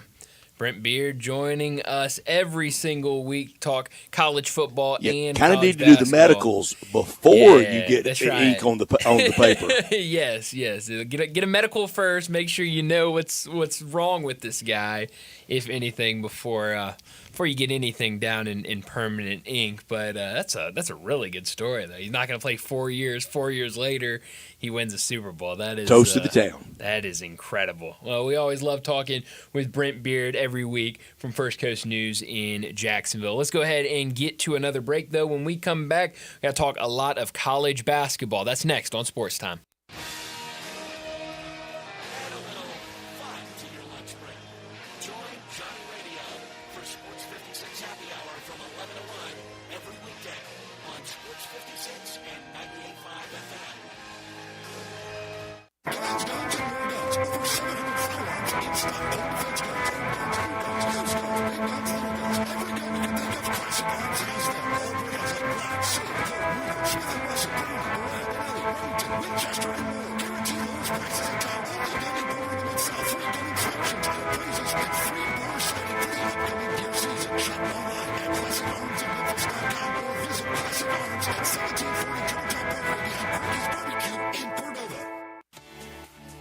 Jason's Deli. When you're dining in or picking up curbside, you can expect wholesome food and no surprises. Just delicious sandwiches, crisp salads, and quick quality meals made with the freshest ingredients and no artificial trans fats, MSG, high fructose corn syrup, or artificial colors and dyes. Around here, a lot of thought goes into what we put into our food and what we take out of it, because you're not just taking a bite, you're getting a taste of who we are. New items are constantly being created to expand our menu for all tastes and special diets with vegan and gluten-free options available. Convenience and on-time delivery you can count on. It's just a click away at jasonsdeli.com, so whether you need to feed 5 people or 5,000, the team at Jason's Deli, they have the credentials and the commitment to keep you satisfied. Freshness is nearby at Jason's Deli with locations at Ridgeway in the Park Place Center, Poplar and Highland, Germantown Road in Cordova, and on Goodman Road in Olive Branch. Jason's Deli. It's wholesome food and no surprises. Yuki Kawamura and the Memphis Hustle host the Mexican City Capitanes for a matinee matchup Wednesday, February 12th at 10:30.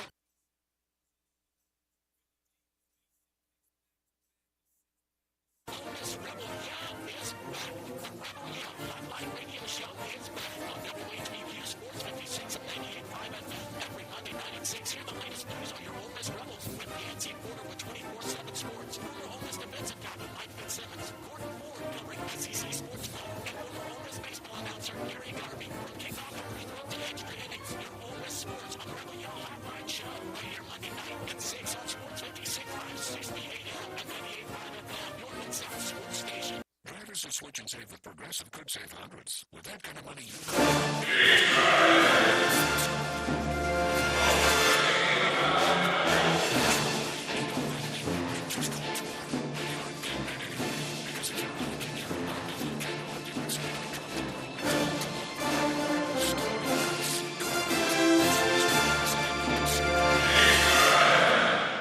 for water bottles.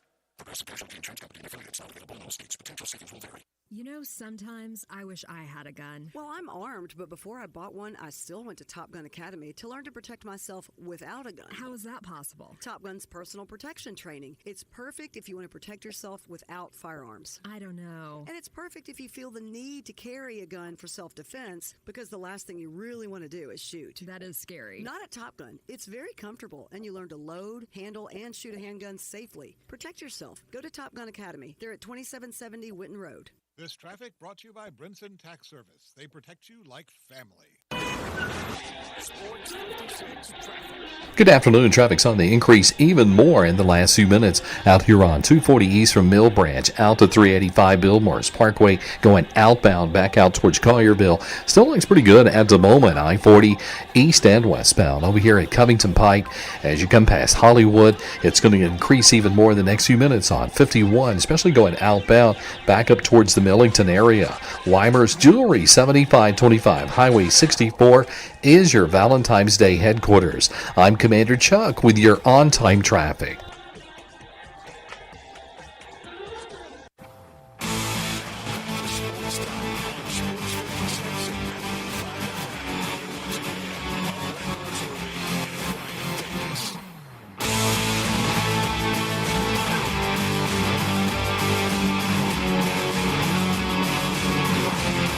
Welcome back into Sports Time. Bryant and Brett with you in our Family Leisure Studios. We got to talk some college basketball. Really good night of games tonight. 12 games, including a top 25 team. 3 top 25 versus top 25 matchups. So it's going to be a really good game. A couple of those big ones. Tennessee on the road against Kentucky tonight should be a good one. We talked about it earlier. Auburn and Alabama. A couple trap games before they meet each other this Saturday. Should be a really fun night, especially in the SEC. And you mentioned it with UConn playing in Omaha against Creighton. UConn, you go back-to-back and you do what they've done over 3 different coaches, you're going to get everybody's best shot. You're the Yankees coming to town. Oh, yeah. And they really are in this case going to Omaha. And I asked earlier, not must win, but about as much really need a good win as they've been in. And the same for Indiana with Mike Woodson at the end. They're in East Lansing against Tom Izzo at Michigan State. Yeah. But a game tonight, Purdue at Michigan, laughable. People think Dusty May's leaving after a year to go to Indiana. Please, I mean, it's just crazy. And the NIL that Michigan has. Mm-hmm. So you see all that for football. They got it for basketball too. Yeah, and I think you see this with a lot of a lot of places when a coach leaves or you have to make a firing or whatever it might be. When you have a head coach opening.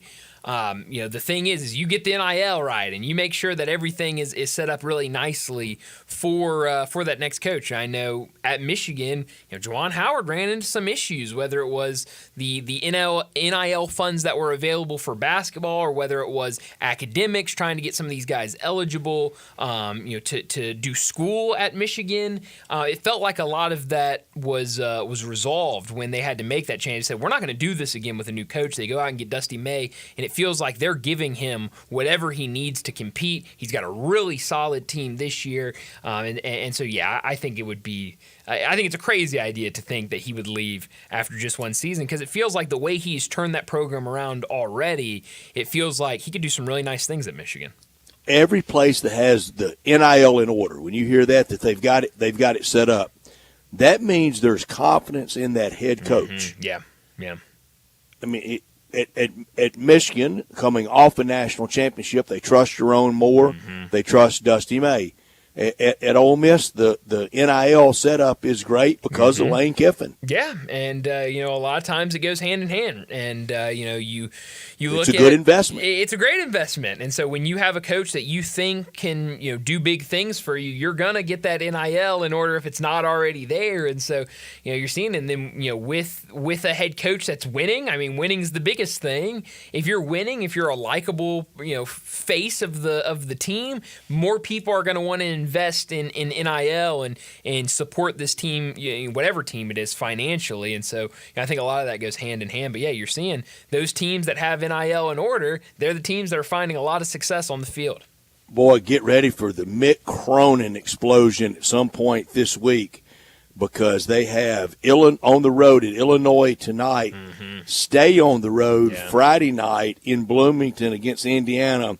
He'll be talking about his he's been to the Midwest more than, he's seen the Statue of Liberty. Yeah, I think this was the stretch we were talking about when we had the last episode with Mick Cronin, the Maryland-Rutgers game, and I think we looked at the schedule and said, yeah, you want another one of those, get ready for the Illinois-Indiana back-to-back. And so we'll see that. That's going to be a fun game tonight. Illinois, a team that has been really up and down this year. It feels like they get a big win and then they take a loss, and it's just kind of been up and down. But UCLA, since that outburst of we're on the road too much, we're seeing the Eiffel Tower not the Eiffel Tower, we're seeing the Statue of Liberty too much. I think they're seeing the Eiffel Tower now in Big Ten scheduling. They might, they're seeing all of the massive monuments. But no, I mean they've really been on a roll right now. 7 straight wins, and they're playing really good ball right now.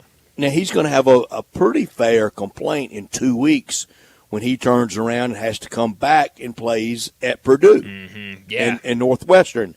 I mean, he gets back home and he's back to the heartland in 2 weeks. Oh, yeah. I mean, you could say he has a better reason to complain now than what he did back then. Now, UCLA reporters, this is simple. The next time he starts on this screed, the easy question, the very simple question, instead of addressing with us, have you told your AD any of this? Yeah, it's because they're the ones that are depositing the checks. That's right. And so, I mean, last time we had this, it was back-to-back road games. Maryland, Rutgers return home for 2 home games and then 2 road games, but it was Washington, USC. Now this time it's going to be 2 road games on the eastern coast, eastern side of the country, then back home for 2 games, and then back on the road, kind of back where you just were. Yeah, that's a lot of travel. I mean, it does sound fun. But the media didn't make the schedule. No. Big Ten administrators, in conjunction with ADs, made the schedule. Yeah, no, and it's something he's going to have to deal with, and I don't know, maybe he's a guy that if he I was going to say, if you don't like it as much, maybe the Indiana job is a job that you try to get your name involved in, but I guess you'd still be in the same conference. It wouldn't be as much travel because you would be in the Big Ten, the heart of the Big Ten. But I don't know, maybe Mick Cronin's a name at Indiana. Have you seen that anywhere? Mick Cronin as a name for Indiana? Yeah. I've seen it kind of just thrown out there a couple times. Nothing. That's not a bad idea. Super big though. But yeah, I mean, I don't think it would be a bad call at all. Speaking of head coaches, have you seen? I've heard more people talking about it. Rick Pitino talking about wanting to make the Big East a super conference, and even threw out Memphis as a name for the Big East to go out and get.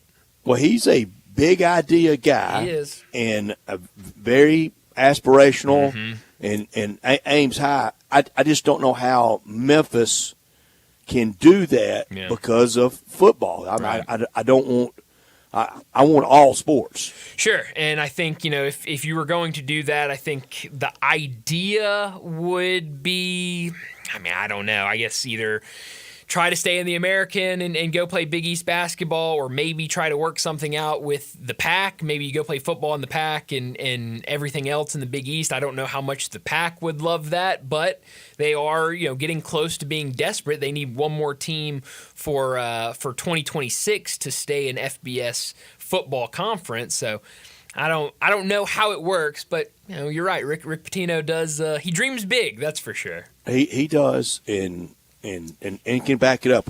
He's got a team that can go to the Final Four. He's got a great team this year, and I know we talked about it earlier with Joe Lunardi's bracketology. Right there in Seattle, Memphis versus UC Irvine in the 5-12, St. John's High Point in the 4-13. If Memphis won, if St. John's won, it would be Memphis versus St. John's in Rick Pitino, and that would be a really fun matchup in the NCAA tournament. I know he loves defense. Can they score enough, though? Well, that I think is what he hates the most about his team is their scoring.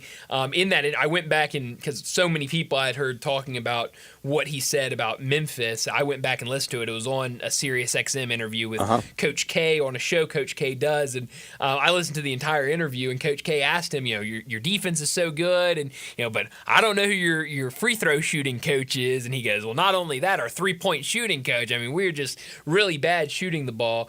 It's a good question. I think it's really bad offensively. They're not a very good offensive team.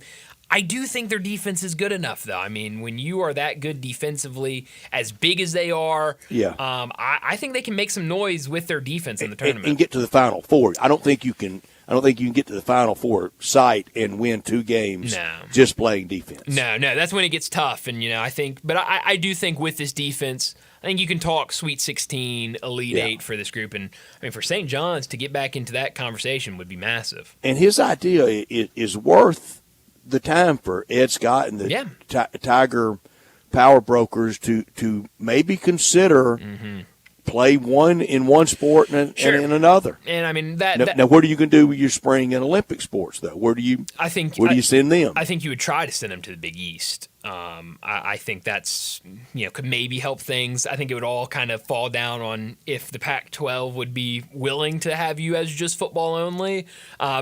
That's all above my pay grade and above my IQ of how all of that works out. It'd be so much simpler for scheduling purposes for non-revenue producing sports that we're going to keep federal law with a lot of Title IX there. I'm fine about it. Want the opportunity for everybody, but who says it all has to be in that same conference that you play football in? Yeah, and I think that's a good point. And I don't mean it just for Title IX women's sports. No, who says for golf that Ole Miss, Memphis, and Arkansas State can't play in a league? Sure, yeah, and I think when you look at this idea, by Rick Pitino, I think obviously everyone thinks of the Big East. They only think about basketball, but they play all of those other sports. The only sport they don't play is football, and so maybe if that is an idea. Now, again, this interview where he I don't know about going and playing baseball at Seton Hall though. It would be tough, but it'd be a lot easier than baseball flying across the country and playing in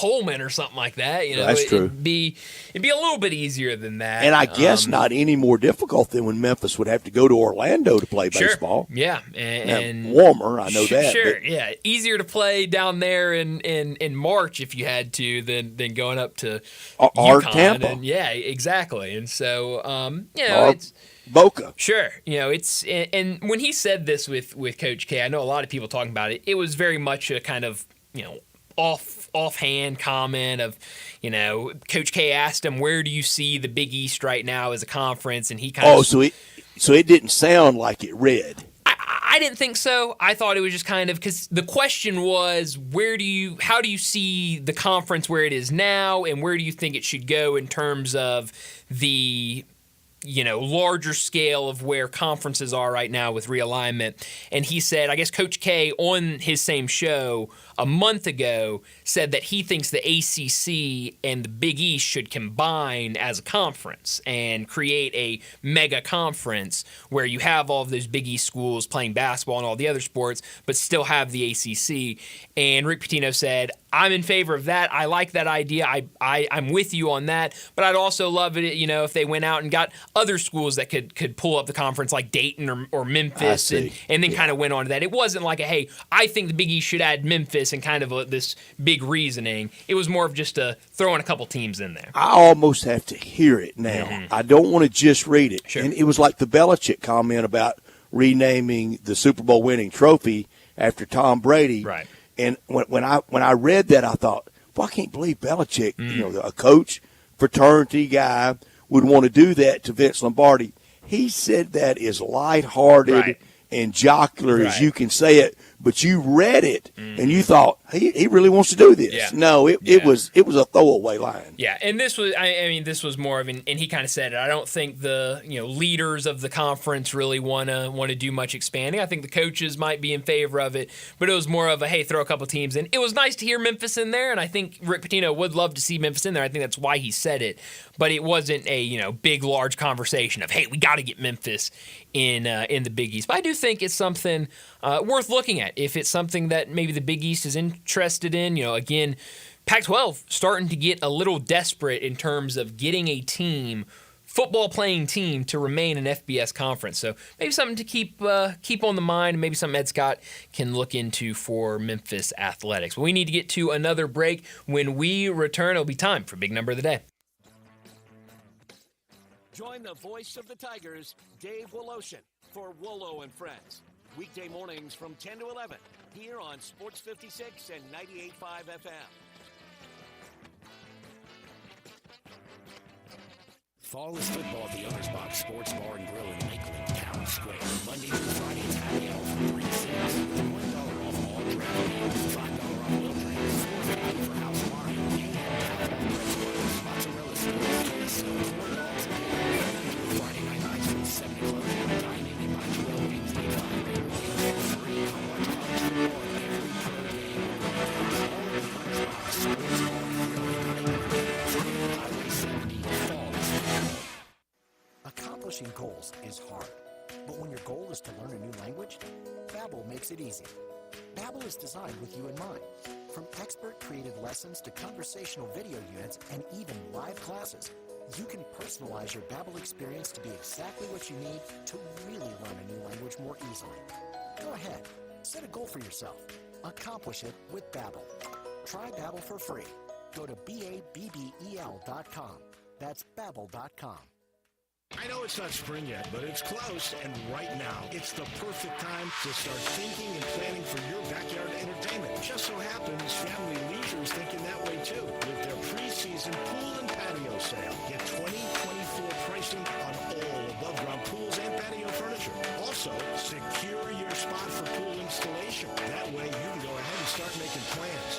Lots of new inventory is en route, so in-stock patio furniture is up to 70% off. You want a play gym, a trampoline. How about an outdoor kitchen to go along with that new pool? They're all on sale too.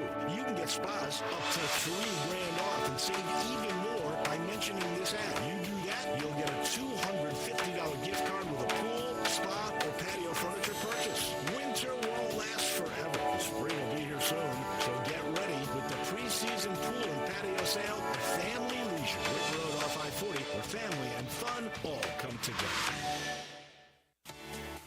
At Jason's Deli, when you're dining in or picking up curbside, you can expect wholesome food and no surprises, just delicious sandwiches, crisp salads, and quick quality meals made with the freshest ingredients and no artificial trans fats, MSG, high fructose corn syrup, or artificial colors and dyes. Around here, a lot of thought goes into what we put into our food and what we take out of it, because you're not just taking a bite, you're getting a taste of who we are. New items are constantly being created to expand our menu for all tastes and special diets with vegan and gluten-free options available. Convenience and on-time delivery you can count on. It's just a click away at jasonsdeli.com, so whether you need to feed 5 people or 5,000, the team at Jason's Deli, they have the credentials and the commitment to keep you satisfied. Freshness is nearby at Jason's Deli with locations at Ridgeway in the Park Place Center, Poplar and Highland, Germantown Road in Cordova, and on Goodman Road in Olive Branch. Jason's Deli. It's wholesome food and no surprises. Hi, this is Troy Fiveash, owner of Fiveash Roofing. I have been told that my ads are all business and I should share some of my personality. Okay, I love tongue twisters, like the one about the terrific tasting toast by Taste Tester Toaster, or Big Black Bugs, Bleed Blue Blood, and of course Sally and her seashells. Or of course the ever-present I'm a Mother Pheasant Plucker, I pluck Mother Pheasants. Okay, enough of that. If you want an honest, fair, reasonable roofing, siding, or gutter estimate, call Fiveash Roofing at 367-0050. That's exactly what you'll get. No empty promises, no high-pressure sales tactics, and no fast-talking salesman trying to convince you that today and only today is the best day for you to get a new roof. For the record, the best day to get a new roof is when you're ready for one. Fiveash Roofing, fair, honest, and ethical. 367-0050 or memphisroofer.com. Fiveash Roofing, it's what we do. We're here for you. Sportstime on Sports 56 and 95 once again.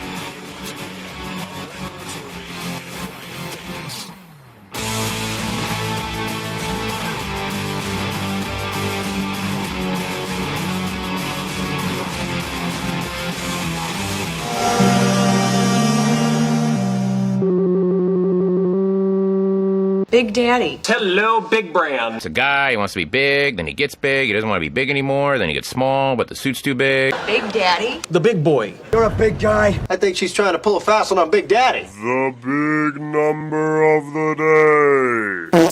My big number today is one. One new vocabulary word Brett used earlier, calling Kentucky mid. That was... Hey, how about that? That was good. Kentucky mid. I looked over at you when you said that, and yeah, I had a. That's about as 21st century as I get. Yes, that was great. No, my big number really though is the number 50. In his first 50 games this season, Shai Gilgeous-Alexander has scored 1,633 points and has a free throw percentage of 89.98%. We know if you were watching or if, like Brett, you were at the game Saturday night, SGA got to the line a ton against the Grizzlies. Makes it look easy, and his free throw shooting, it looks very, very easy. So 1,633 points, free throw percentage of 89.98%. The only other player to hit both those marks through his first 50 games of a season was Rick Barry, who did it in the 1974-75 season. And you know how Rick Barry shot free throws, don't you? He did the granny style, right? Granny style. He said it. He said every big man should have shot him that way. He begged Shaq, "Let me teach you how." Shaq just wouldn't entertain the idea of it. Shaq shooting granny style would have been a great sight. There was a teammate on that 75 Golden State team. I think his name was George Johnson, who had struggled his whole career from the line, and Rick Barry made him a decent free throw shooter. Really? He did it as well. Wow. I think that was the name. Whole team I'd have to go back. Was starting to shoot underhand. I love it. Rick Barry was automatic, too. Wow. He could have sat there all night and into the next day and making them. Really? I wonder what his career percent. I'm looking it up. That's a great question. And I wonder when he went to that. Did he do that in college at Miami? That's a good question. I don't know. I don't know at what point Rick Barry did. My big number is 26 tonight in Phoenix versus the Grizzlies. Kevin Durant with 26 points. He will be at 30,000 for his career. Oh wow! He will be the 8th NBA player to do it, but 9th when you fold in ABA, and that brings in Dr. J. And he might get 30K tonight. Mm-hmm. No, that would be. I did not know he was that close. That is incredible. I have a Rick Barry number for you. Career free throw shooter percentage, 89.3%. I swear I thought it was 88 when I was incredible. But I didn't know to throw it out. That is incredible. His last 4 years, he was over. You can even go back further. His last 6 years in the NBA, over 90% free throw shooter. He just wouldn't. He could stand there all day. That is insane. Wow. When they won it in 75, I'm looking now to see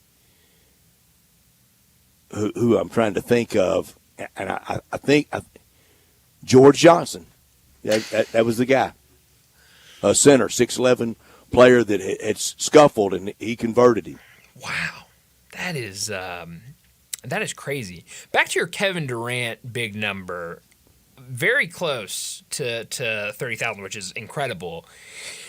But again, I cannot shake this toxic story about that locker room with the Suns, and I don't know if it's They're not going to shake it. I don't know if it's Bradley Beal. I don't know who it is, but those certainly were the two But names. it always finds both of them. It does, and with both those guys Booker being names, yeah. But certainly with those two guys being the names around the trade deadline of kind of most likely to be dealt, it feels like those two probably the main suspects. It does, and they always have it around them, town to town, team to team. Mm-hmm. Yeah, they sure do, and they both those guys have they're starting to more Kevin Durant, but both those guys kind of starting to get the teams on their record. Who is Calipari's best NBA player?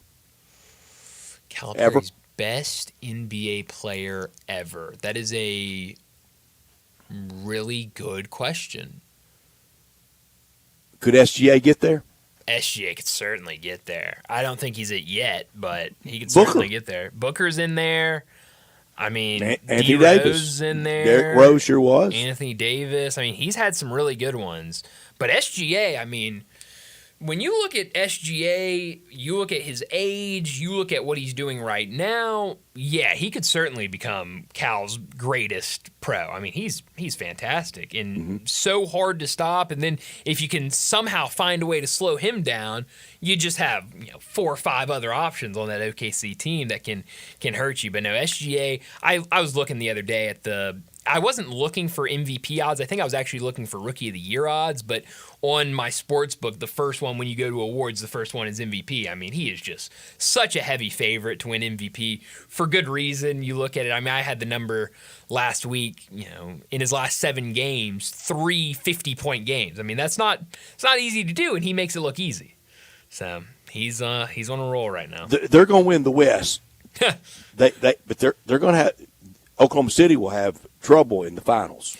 Yeah, no, I'm with you. And no matter who it is they face, I mean, the East is very top heavy, but Boston, Knicks. Yeah, I think so. I think they're right there. You look at those 3. East is West is from pretty much top to bottom. I mean, we just talked about it. The Suns having Kevin Durant, Bradley Beal, and 1 Booker through 11 is they're outside of the playoffs right now, and they're great. Top to bottom, the West is really good. East, top heavy. Those top 3 or 4 teams, really, really good. It kind of falls off after that. But I mean, you give me and they don't have to go through this rigorous regular season. No. I mean, they're facing a lot of lesser competition to get there. But you're right. The Thunder could make it look easy getting to the NBA Finals, but it could get tough for them once they get there. Well, let's go ahead and wrap up this hour, get to another break. When we come back, we're talking a whole lot of NFL with Bo Marchant.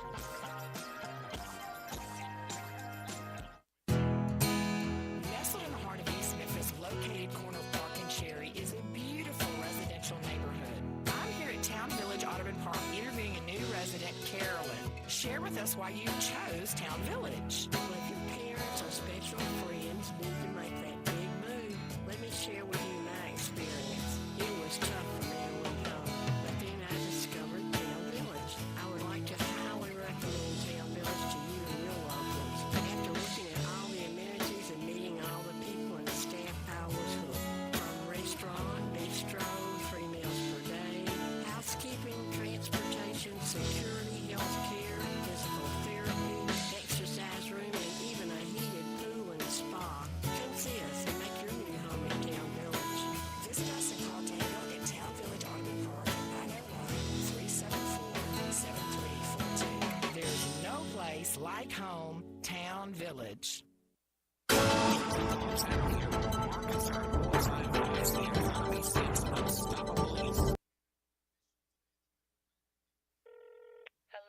Hey, little sis. Did you get your W-2 yet? Yes, I did. Well, you know last year when I told you to file early to get your refund quick? Yes, I remember. Well, go ahead and call now, and you can get your refund fast. Thanks. That's why I love you. Always looking out for your little sis.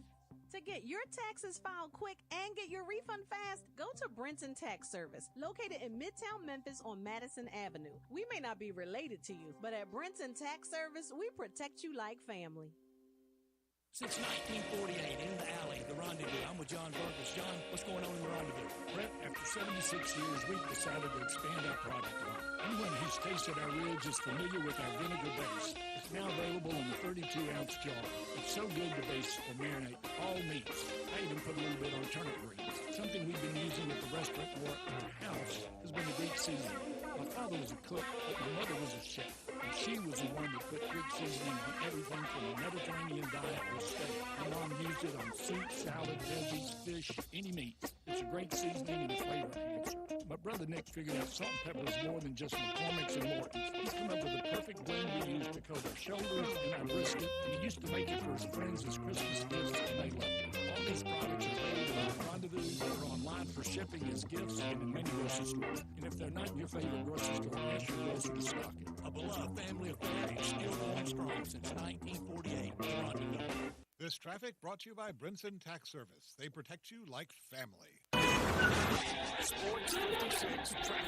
Good afternoon. We're still dealing with some wet driving conditions right in the heart of rush hour traffic. It's picked up now 240 as you get on to 385. Bill Morris Parkway, all that traffic headed out towards Collierville. This time of the afternoon, it's pretty crowded over here. Certain sections of 240 right there at Mount Moriah. 240 as you continue on up towards Poplar. It's only going to increase even more through the Midtown area in the next 15-20 minutes, especially I-40 over here at Chelsea. Hey, Weimer's Jewelry, 7525 Highway 64 is your Valentine's Day headquarters. I'm Commander Chuck with your on-time traffic. Sports 56, WHBQ Memphis, and W253DF Memphis with John Harden. Weekdays from 11 to 1. Now, back to Sports Time on Sports 56 and 98.5 FM. This hour brought to you by Jack Wiley, once again. You say you stand by your man.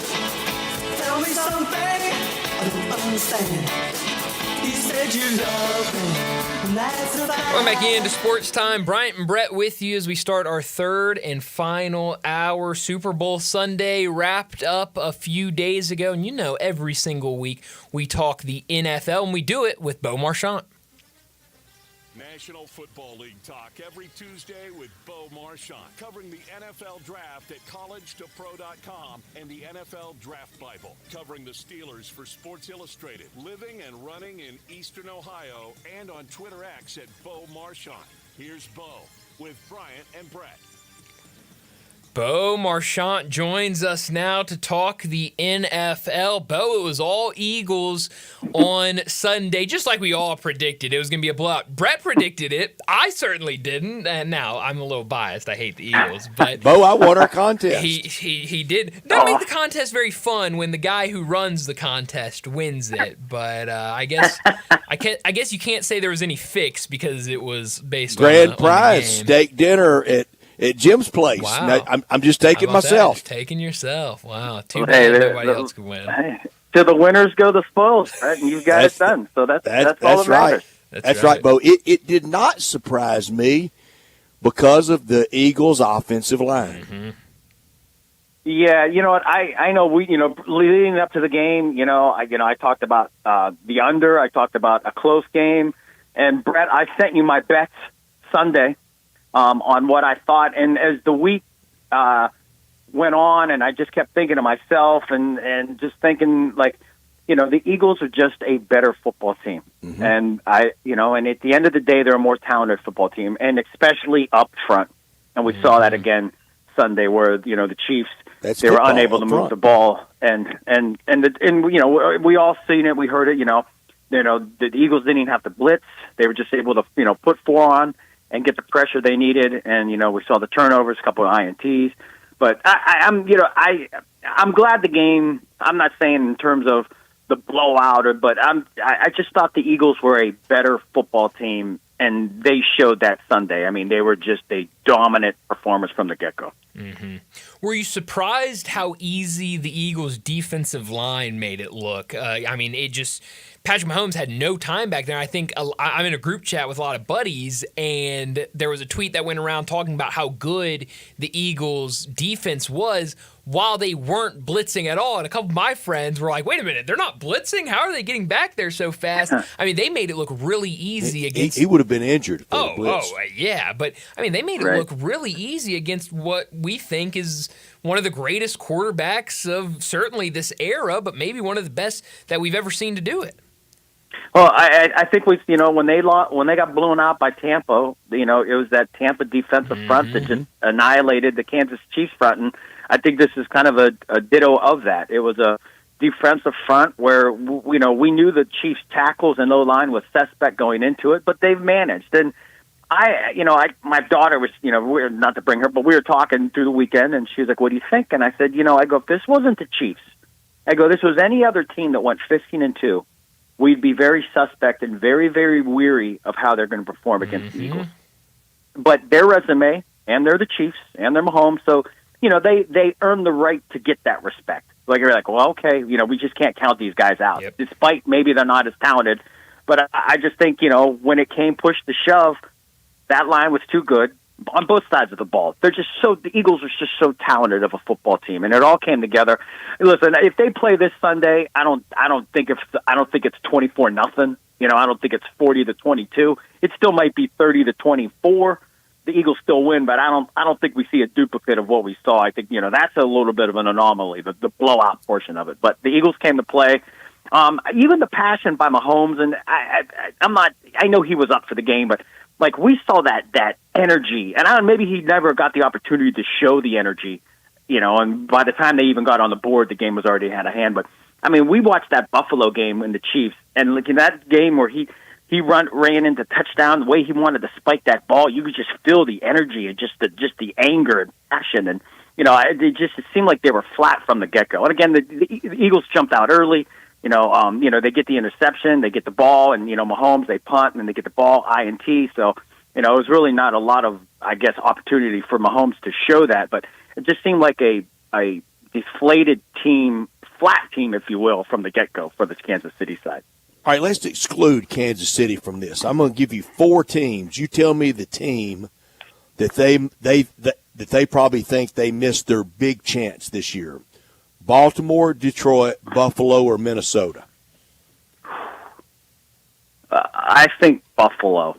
I think for my I still, yeah. And I think there's a lot that, you got the Vikings. Next year they're going to look with McCarthy. So I think there's a lot. I think they're going to look to the horizon for bigger and better things. Buffalo, I thought this particular year they'd take a step back. That wasn't the case. They play phenomenal football, but again, it's can you get back on there? And we know with Josh Allen, they're going to be in all the games. I still like the Ravens as a team on offense and defense. I just think that the way that they have that team built, they still have a lot more upside than just say Buffalo.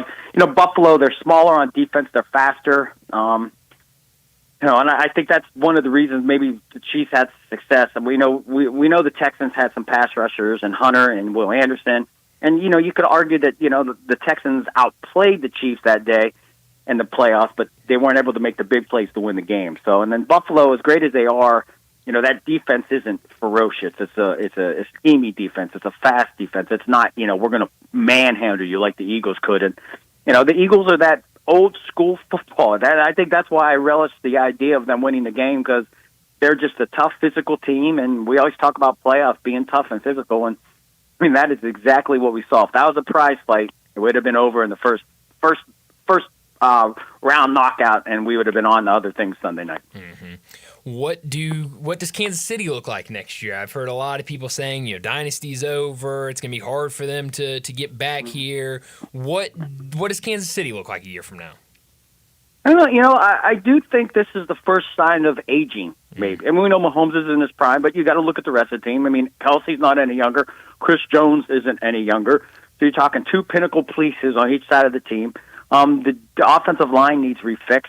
Pacheco was never the same after the injury. Kareem Hunt isn't, he's not in his prime as well. So, I'm not saying this team, they're a disaster, and but I do think there's more question marks than we had going into this. And if they win, everything kind of always gets covered up. You put the mascara on, you still look pretty.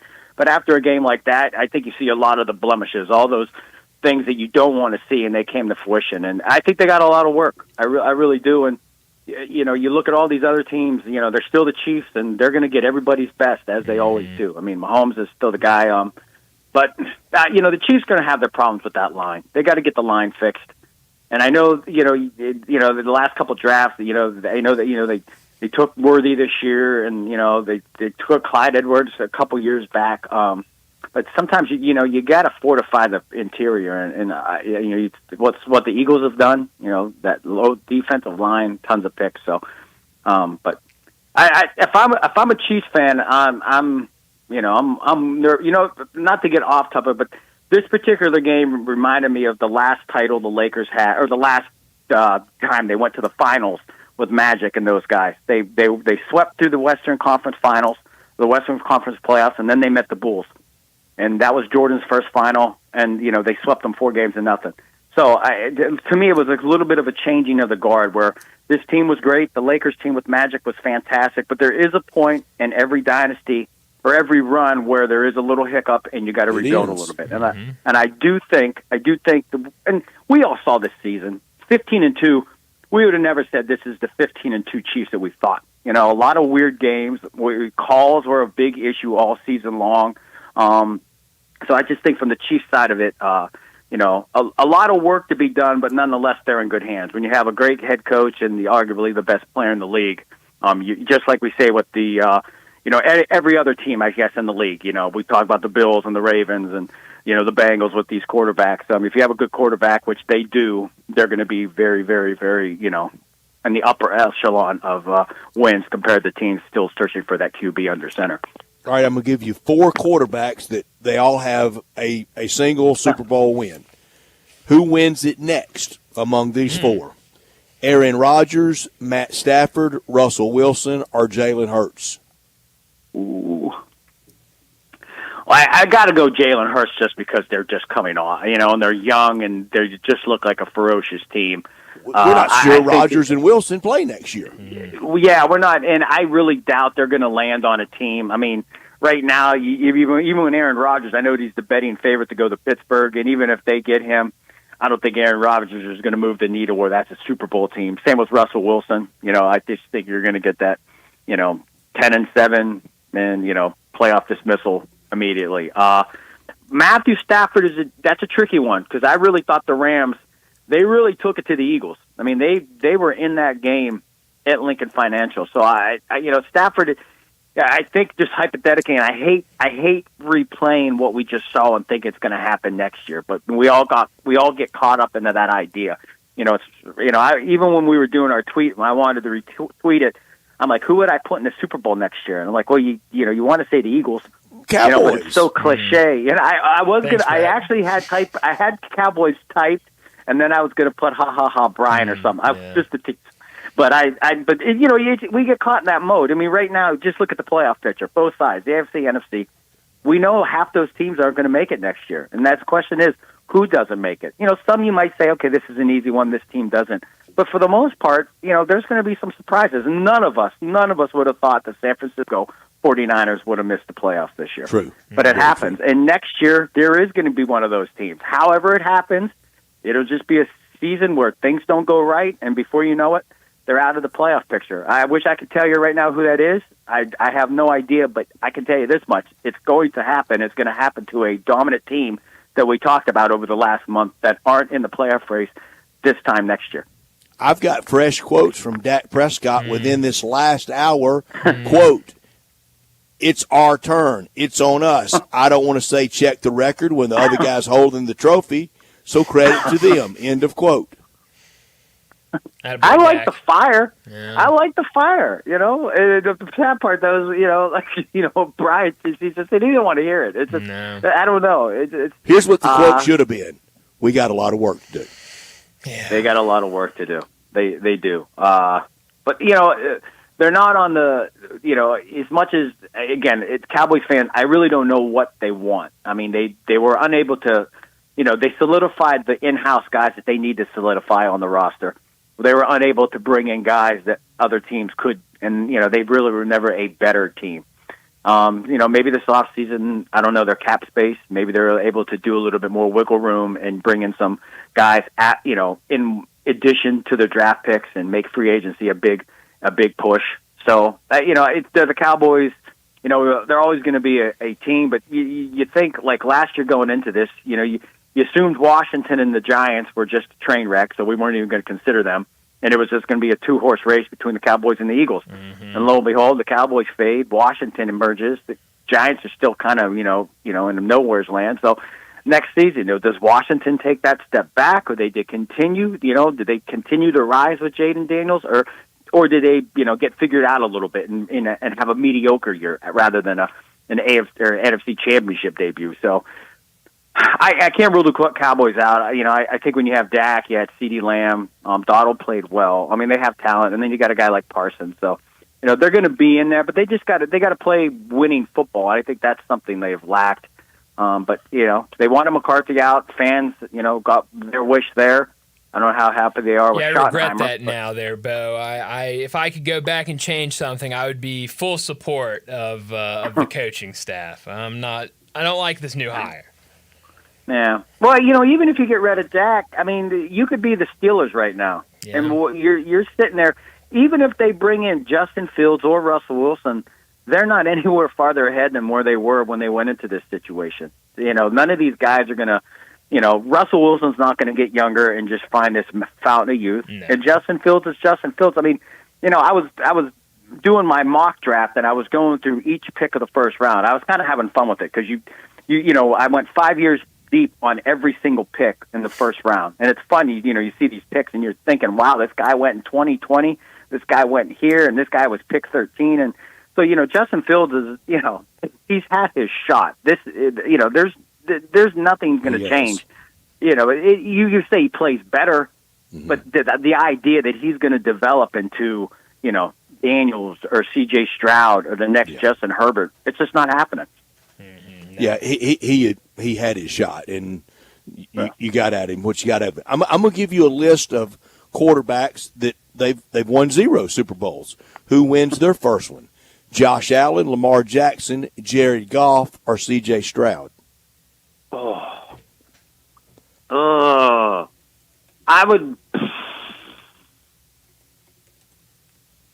I'm going to say Stroud, but I would put Joe Burrow ahead of all those guys. That's why I left him off, because I knew you would. Yeah, I would. I'd go Burrow. But I think, I love the Lions, but I am a little concerned just with, there's so much coaching change going in there. So maybe not this year, and then you figure Goff's going to be a year older, so I'm a little hesitant on that. But I maybe Stroud gets lucky and they find a way. I mean, they got this sound team. They definitely got to get better, though. I mean, I from last year to the previous year, so much excitement, and none of us thought Stroud played as well as he did as a rookie. So, but if he rebounds a big year 3, maybe. But that's a tricky one. I put it this way: I think it's the margin of error between either all of those names that you mentioned. it's kind of like pulling from a hat. I think if you pick this one and I picked that one and Brian got the other, I don't really feel like anybody would have a, like, oh, wow, you got this guy. I'd be like, all right, I feel good with these chances. Hands down, Kyle Shanahan, best coach to never win a Super Bowl? At this point, yeah. You got to, let me think. I don't, well, I mean, I'm just thinking, Brett, and you would know better than I would, but, I mean, back in the day, the Bud Grants and these guys, Marv Levy, I don't know. No, I mean current head coaches. Okay. Oh, yeah, without a doubt. I don't think there's, without a doubt, got to be Kyle Shanahan. I mean, I don't think off the top of my head, how many other guys have had the opportunities with those teams and kind of had a couple runs at it. Now that you mentioned Bud Grant going back in the day. Could be. Yeah. That's what when you said that, I'm like, well, Brett, you're the historian. Marv You're going to Levy. know more than all of us. You're going to bring in names that we forget about. So that would be probably a better question. But I think currently, I'm thinking off the top of my head, Sirianni got his. I mean, if he would have lost twice, and Sirianni has that personality where he's going to be a little bit more adored now, I think, because he won, and we get to see him after the game with his little boy, and it's just a good moment, But if they lost and he showed that ugly side, then he's a good villain if you want to pick a villain. But I think him winning, after they won the game, I said he has the same Super Bowl record as Mike Tomlin. So winning really does normalize you. It does, and it validates so much. It's crazy because it's easy to be classy in victory. You kind of your real shortcomings show when you don't get your way. Exactly, and Sarah, when I say it probably makes such a good story. Again, 2-2 at the beginning of the year, fighting with fans. It looks like he's on his way out because of the previous year was such a disaster the way it ended, and lo and behold, he got that team, and that's where you got to say the culture inside that building. And we didn't know, especially the way it ended last year when they struggled down the stretch and lost all those consecutive games. To come back this year and to have that team play the way it did, and he said all those things at the podium. These guys believe in each other, they love each other, and you have to have that kind of culture inside that locker room. There can't be animosity and all the other things that kind of maybe diminish the success a team can have. And you got to follow that guy who's called that head coach. And I really believe that, he had that team dialed in.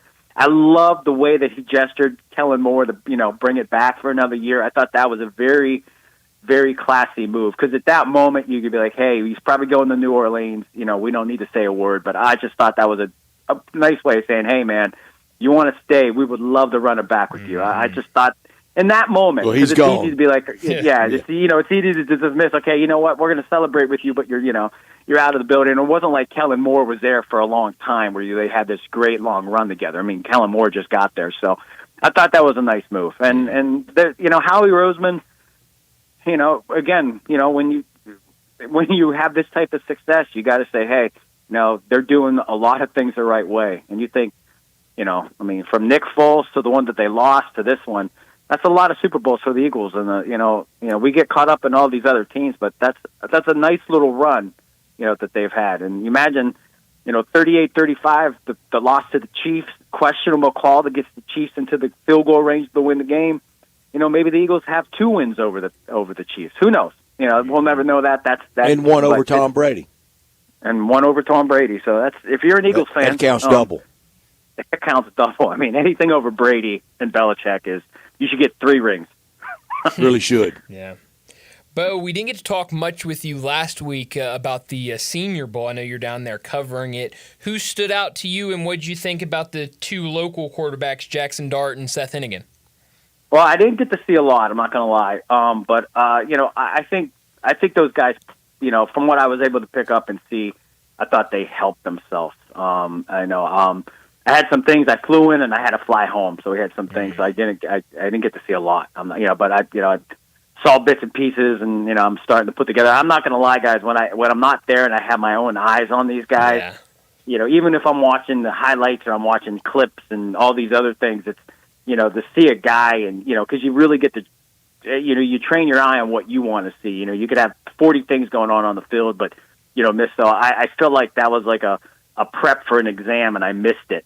So, I'm doing all my work. I have to as part of my background and what I have to do to make a living. But nonetheless, Dart, I think Dart, Brett kept texting me, but I think if you talk about all the guys, especially the quarterback position, I think Dart helped himself.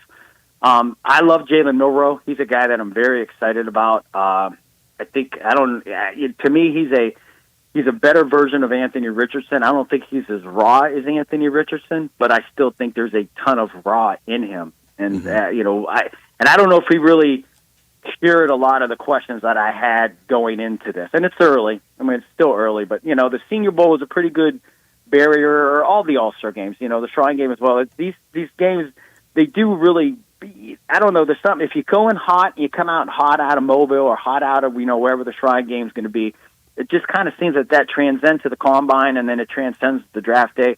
And I'm telling you, it usually transcends into a decent career. So, I hope that's not the case for Milroe, but I think Dart definitely helped himself. And, I think Kyle McCord, just taking quarterbacks, and I hate, not that I hate naming the big name guys, the most obvious names, but, Kyle McCord's a highly touted college quarterback, and I really thought he did himself some good down at the Shrine Game. So, just two quarterbacks, because we love quarterbacks, and they're, they're a good topic. But I think Dart and McCord, out of the two All-Star games, the prominent All-Star games that exist now, I think they definitely they leave those cities with their arrows pointed up. Yeah, it feels like we're going to be talking a lot about quarterbacks in this draft class. It feels like, for the most part, it's been a lot of talk about the top two, not a lot about the rest of that quarterback class. So it feels like a lot of talk about this quarterback group as we get closer to the draft. But, Bo, as always, thanks so much for joining us. We'll talk to you again next week. Stay safe, gentlemen. Thanks, Bo.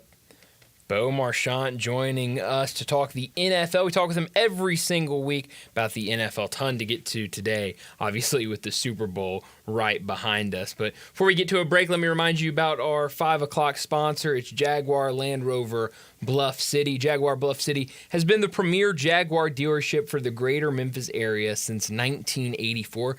Their talented team is ready to help you find your next perfect vehicle at unbeatable rates. Swing by Jaguar Land Rover Bluff City today and check out the new 2025 models like the 2025 Range Rover Sport, the 2025 Range Rover Velar, and the 2025 Defender. Test drive the Range Rover Sport, where luxury meets performance. It's a perfect mix of style, performance, and versatility, with options ranging from 360 horsepower up to 635. It's also available as a plug-in hybrid electric vehicle with $7,500 federal tax credit when leased with approved credit. Take a look at the Range Rover Velar, powered by mild hybrid technology and enhanced with the latest well-being features and fully connected entertainment system. The Range Rover Velar is the ultimate luxury compact crossover. Purchase yours today and get special 4.4% for 72 months financing available with approved credit. Don't forget about the Defender, available in multiple models to fit your needs. The Defender is built for the modern explorer, and Jaguar Bluff City is offering special interest rates for 60 and 72 months on various models. Give them a call, 877-259-6169. Go online to jaguarbluffcity.com, but please head out there and test drive these vehicles. 6335 Wheel Cove, just off of Quince, for Bluff City Jaguar. Well, let's get to another break. When we return, we got to talk about what's trending. Broadcasting from the Family Leisure Studio, we are Sports 56 and 98.5 FM. Briggs Powder Coating for a beautiful finish every time. Briggs Powder Coating specializes in automotive, ornamental, residential, and industrial coating. With two conveyor lines and the largest match ovens in the Mid-South, Briggs can accommodate all of your powder coating needs. Locally owned and operated since 2002, Briggs Powder Coating will customize a beautiful finish just for you. Drop by or call and see how Briggs Powder Coating can bring color to your life. 901-367-2771 or BriggsPowderCoating.com. Accomplishing goals is hard, but when your goal is to learn a new language, Babbel makes it easy. Babbel is designed with you in mind. From expert-created lessons to conversational video units and even live classes, you can personalize your Babbel experience to be exactly what you need to really learn a new language more easily. Go ahead, set a goal for yourself. Accomplish it with Babbel. Try Babbel for free. Go to BABBEL.com. That's Babbel.com. Ken Garland, you are in your 72nd year of business. Your son William is now joining you. What do you think is the key to your longevity in the building business? My dad started the business in 1965, and I think being on the job sites daily and being accessible to homeowners has been a key to our success. You guys have a work ethic, as you like to say. You're not hiring people to be on the site. You guys are there every day. We interact with the subcontractors multiple times a day on each job site. I think that has been a key, as well as using the same subcontractors 20 plus years in most cases. When you talk about materials, what is the first thing you're thinking about when somebody comes to you to build a home? We're just trying to meet the expectations of the client and the homeowner and the architect and give them what their dream is. When you get a Ken Garland home, what do you guarantee? We'll be there after the job is finished. We're still accessible to all our clients. Now I need to know, how do I get a hold of Ken Garland? You can reach us at kengarland.com. Drivers who switch and save with Progressive could save hundreds. With that kind of money,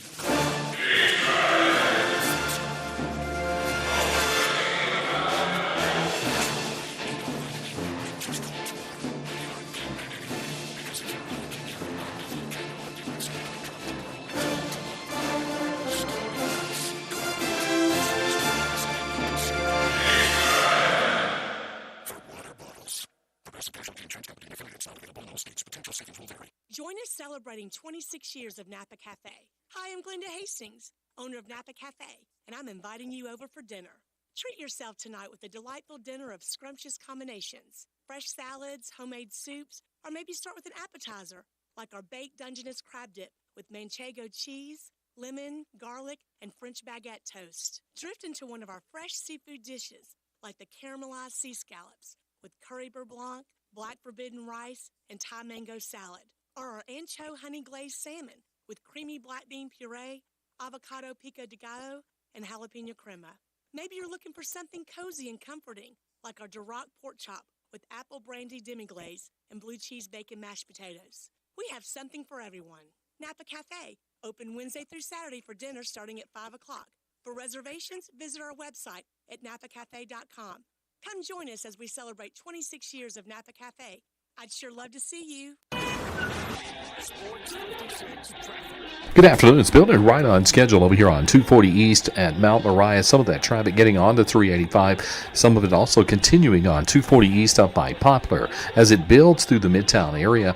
Quite a bit actually in the last few minutes on 240 South at South Parkway. Still dealing with some wet driving conditions out here. Give yourself extra time. Slow it down. Hey, if your yard needs some help this time of the year, call Lawn Solutions. Over 30 years experience. Lawn Solutions, that number 867-5626. I'm Commander Chuck with your on-time traffic.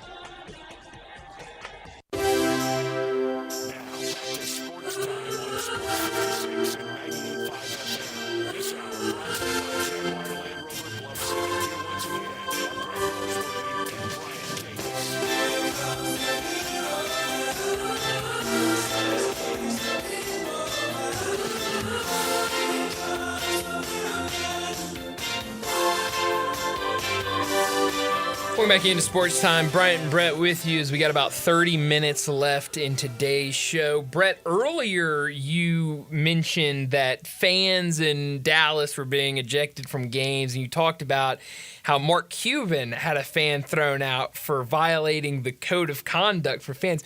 I just saw that video during our last break.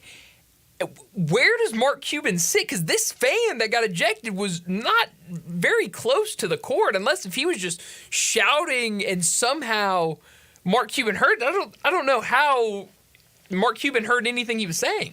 What I'm told is they don't even want him in the building. They've begged him to stay away. They've paid him, go away, stay away, and they double don't want him down there on that baseline where he has always kind of been.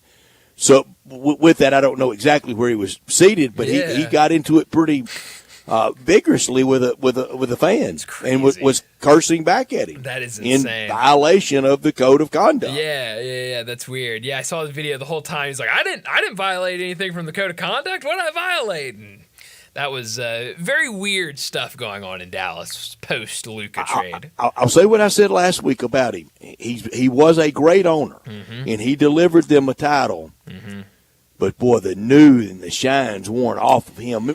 Yeah. Remember when he was at the cutting edge of across sports as an owner. Oh, absolutely. And things have changed. He's been lapped. Yeah, I'll say what I said last week again. If anybody pays me what they're supposedly paying him to get away and stay away from the team, you'll never see me again. Ever. I can promise you that. You write a check and give it to me and say, don't come around anymore, I will say thank you and I will be gone. He was real close to having his hands on 2 different baseball teams. He grew up a big Cub fan and wanted to buy them when the Ricketts bought them that turned them into champions. Yeah. And got Theo and finally ended the curse. He also wanted the Pirates badly, and both times baseball, we don't want you in our club. Said absolutely not. I didn't know that. And baseball, heavily criticized for that, might ended up being right because he is trouble. Yeah, no, it feels like he's overstayed his welcome. Now, I saw somebody online really ripping on him and said that he only really ever had one good idea that ever made him money. Well, that's about all you need to have. Turn broadcast.com into a couple $1 billion. Yeah, I'll take one idea that makes me a lot of money any day. One beats the heck out of 0. Yeah, if I hit one and miss on 15, I'd be completely fine. But he's never hit on anything else. He's tried to make money off everything else. No, I don't blame him. But yeah, but hey, the one will get you there. I'll take it. That's enough. That's right. That's certainly enough. But yeah, weird stuff in Dallas. We look back at the magazines at the end of the year, the magazines we buy in the summertime. One thing I can guarantee you, Landon, next year, the regional cover for Lindy's NFL magazine will not have Will Levis on the cover. Wow, Will Levis. He'll never be a cover boy again. It might have a Titans quarterback on it, but it won't be Will Levis. It won't be Will Levis. Oh. Howard Balzer does the prediction piece for Lindy's football magazine, the one I have. And like everybody, he had San Francisco and Kansas City in the Super Bowl. Yeah, wow. Don't do too much work there. Just put the just put a revenge in there or a rematch with the in the 49ers Super Bowl. winning. Okay. And he had NFC Championship game 49ers Lions in a repeat, and in the AFC Chiefs and Ravens. Way to do your homework there. Yeah, San Francisco and Bo brought it up too. Who would have thought after last year that this season would be what it was? I don't know how many people would have said, yeah, they're going to be right back there in the Super Bowl again, but you would have thought a playoff team, and the fact that they weren't anywhere close to being in the playoffs, that might have been the biggest surprise of the year. His blurb for Philadelphia, he had Philadelphia winning the East and said this is as much because no one trusts Dallas, but can the Eagles bounce back? Yeah. Fair question. Fair question, and love getting a Dallas shot in there when you can. I think I'm not surprised at all that not many people wanted to put Philadelphia or have Philadelphia advancing very far through the playoffs after what happened at the end of last season. It was hard for a lot of people to see where that group was last year and say, "Yo, yeah, they're gonna make a big run." But they were able to do it. You got to give them a ton of credit. Howard Balzer, St. Louis NFL writer, good friends with Rob Fisher and Eli Savoy. Wow. How about this take on Denver? Okay. The 6th quarterback selected could end up being the best of the bunch. Wow.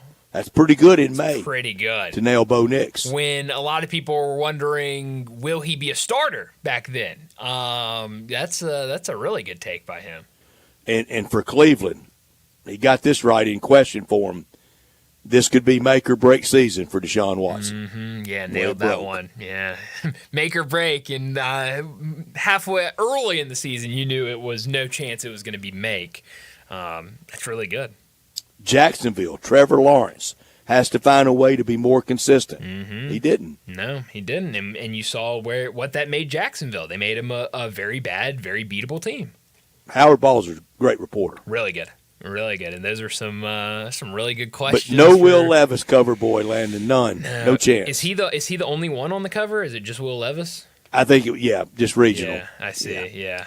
I didn't know. I know, like the college football, they'll do regional, and it'll be like 3 or 4 guys. Yeah. I didn't know. Big if they had picture, maybe, 3 little. Yeah, I didn't know if they had like Will Levis and then maybe somebody from the Falcons or something in there, so you could, kill 2 birds with 1 stone there regionally. But yeah, no Will Levis. When Bo brought up the Aaron Rodgers odds, I had no idea that I should have known that there were odds out there for where Aaron Rodgers would play next year. Had no idea the Steelers were number 1. That blew my mind. The top 5 for Aaron Rodgers, at least on this website I'm looking at, Steelers, the best odds at plus 200, followed by the Raiders, the 49ers, the Vikings, and the Tennessee Titans. That is the top 5 landing spots right now, betting odds-wise, for Aaron Rodgers. I don't know. I don't think Titans. I think Titans want to start fresher than that. It feels like it. I don't want them. I think probably the reason they're up there was all of the, 2 years ago when he bought the house in Nashville, and that kind of sparked the rumors that he'd get traded there. So I think that's probably why. And certainly they're in the market for a quarterback. You put those two together. But not.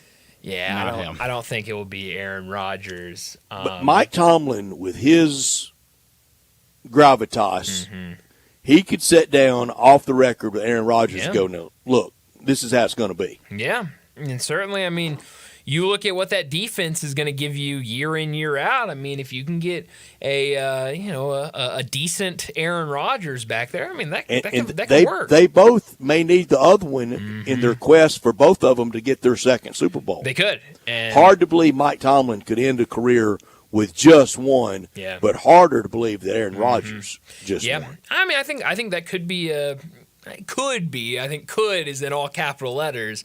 Could be a good fit. And I think with what you saw, what the Steelers were able to get out of Russell Wilson this year, when it felt like Russell Wilson had nothing left to give, they got a little something out of it. They got a little, and even Fields coming off, when Fields was in there, he looked good, and it felt like Fields didn't have much to give anybody. So maybe. But Brady, Belichick, and Reed, Mahomes have ruined it for everybody else. One's a lot. Oh yeah, one's a ton. I mean, when you talk about that's special. Just getting one. It's the problem that we've seen 2 back-to-back dynasties run through it and make it look really easy. And 2 like Coughlin and Eli got, we thought was going to really separate them in last week's voting for 1 year, didn't. Yeah. Well, still blows my mind, that voting last week. I wanted to ask Bo, we'll certainly have a lot of time, but something that got kind of overlooked because it happened in during Super Bowl week and everything, the build-up with the Eagles and Kansas City, the Cooper Kupp story, with it sounds like the Rams are ready to move him and that he could be on a new team. I've seen a lot of different landing spots for him. Where do you think Cooper Kupp could end up?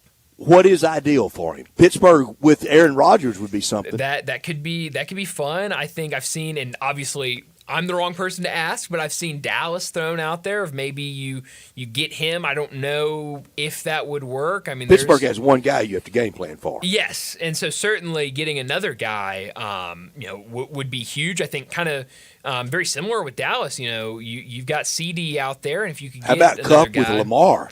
Kupp with Lamar would be a lot of fun. That would be a good one too. I wonder if I can find Cooper Kupp. I mean, I know I can, but I wonder what the odds are for him in terms of where he could be. Here's Sports Illustrated 5 days ago.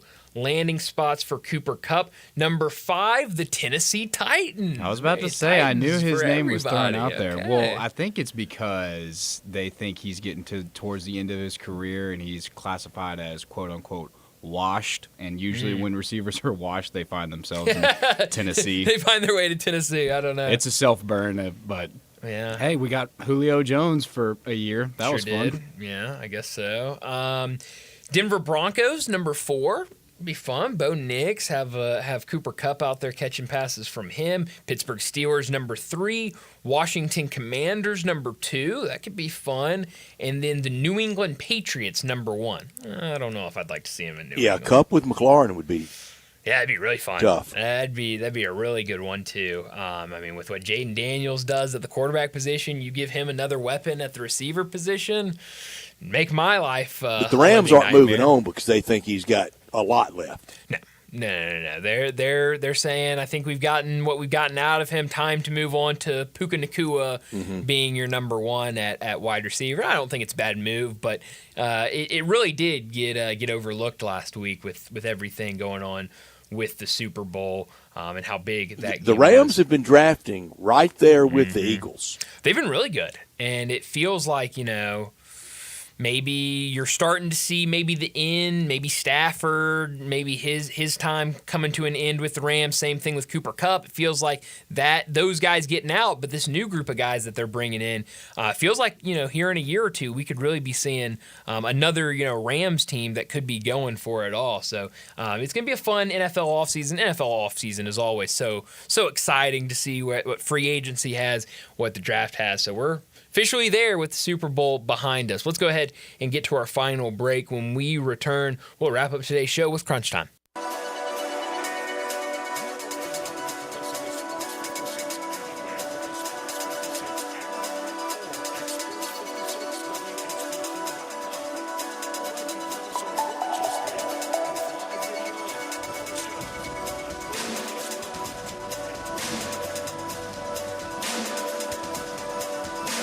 Breakfast is what you make it, and just maybe once in a while, you want your breakfast to have a little kick to it. That's why Sunrise doesn't just feature a full bar. They feature drinks that scream, have me with breakfast. Ever had a breakfast shot? They mix Jameson with butterscotch schnapps, then add an OJ chaser and a bite of bacon, and you'll feel like you've just had a taste of pancakes, but with alcohol. Another Sunrise specialty is the wake-up call, vodka, Red Bull, and lime, and you can keep the can. As always, the food at Sunrise is unrivaled, and they have a full bar. During the tax season, your sensitive info does a lot of traveling to places you can't control. Stopping off at payroll, your accountant or tax preparer, countless other data centers on its way to the IRS. Any of them can expose you to identity theft because they all have the info on your...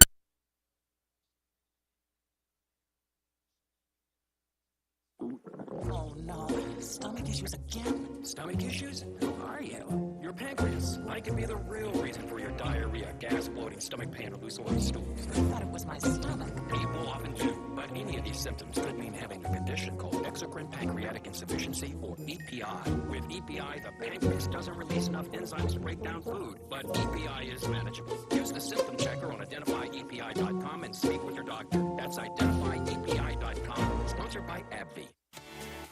At Jason's Deli, when you're dining in or picking up curbside, you can expect wholesome food and no surprises. Just delicious sandwiches, crisp salads, and quick quality meals made with the freshest ingredients and no artificial trans fats, MSG, high fructose corn syrup, or artificial colors and dyes. Around here, a lot of thought goes into what we put into our food and what we take out of it. Because you're not just taking a bite, you're getting a taste of who we are. New items are constantly being created to expand our menu for all tastes and special diets with vegan and gluten-free options available. Convenience and on-time delivery you can count on. It's just a click away at jasonsdeli.com, so whether you need to feed 5 people or 5,000, the team at Jason's Deli, they have the credentials and the commitment to keep you satisfied. Freshness is nearby at Jason's Deli with locations at Ridgeway in the Park Place Center, Poplar and Highland, Germantown Road in Cordova, and on Goodman Road in Olive Branch. Jason's Deli. It's wholesome food and no surprises.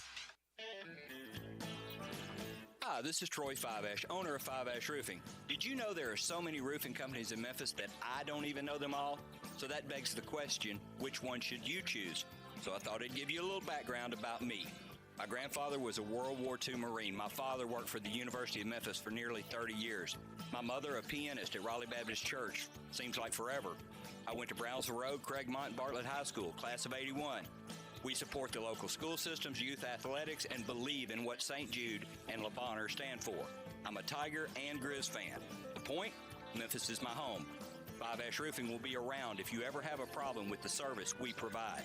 5 Ash Roofing, fair, honest, and ethical with deep local ties in our community.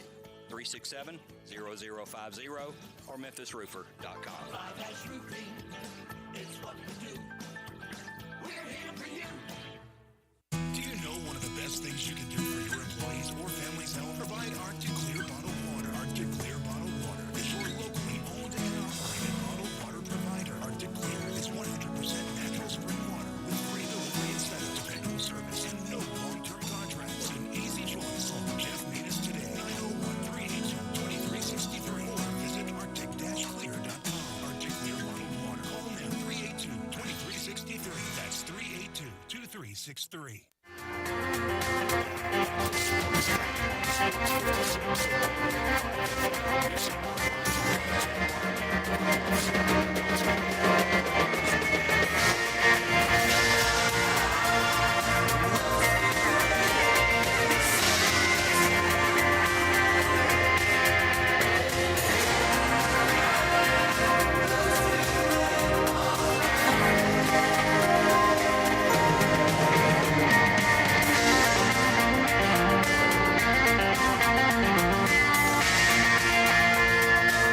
This is pretty cool, and we're just getting started, so.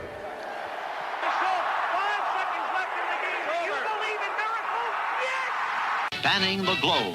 Go crazy, folks! Go crazy! This is for all the biggest crunch time. You are looking live. In your life have you seen anything like that? Goodbye! Hello, Haskins. It's obviously crunch time. Hammer, nail, coffin. This baby is over. Well, Brett, what I learned today, it's a Tuesday, so what does that mean? We get an updated bracketology from Joe Lunardi. Still a little early for me to be throwing all of my eggs into the bracketology basket, but we're getting a lot closer. We're now in February. We're a month from March Madness, so things are starting to solidify. You look at what Joe Lunardi has. He has Memphis as a 5 seed. They would play UC Irvine in their first round matchup. If they won that, they'd likely face St. John's, at least the winner of St. John's versus High Point. But I mentioned it earlier. You look at bracket matrix, which I know Jason Munn cites bracket matrix a lot. He likes to go on there and look and see where all of these bracket matrix basically takes somewhere between 60 and 75 bracketologist brackets, puts them together, gives you an average bracket. And when you look at where Memphis is, they're in a really good spot, about averaging 5.6 in terms of seed lines. So they're in a really good spot right now. You just keep handling your business in the American, and you're going to have a really, really good seed come March. Really and truly, how could the season have gone any better? It's hard. I mean, beat Auburn. I mean, you know, that'd be about it. That's about it. It's been because great. You're gonna have a stumble on the road. They did. Wasn't that bad? No. I mean, it has been an A+ year for the Tigers. Maybe have back the Mississippi State game. Maybe. Sure. But I mean, you know, when you're talking about road loss in conference and then losses against Auburn and Mississippi State, I mean, you can live with it. Yeah, you can definitely live with all that. You sure can.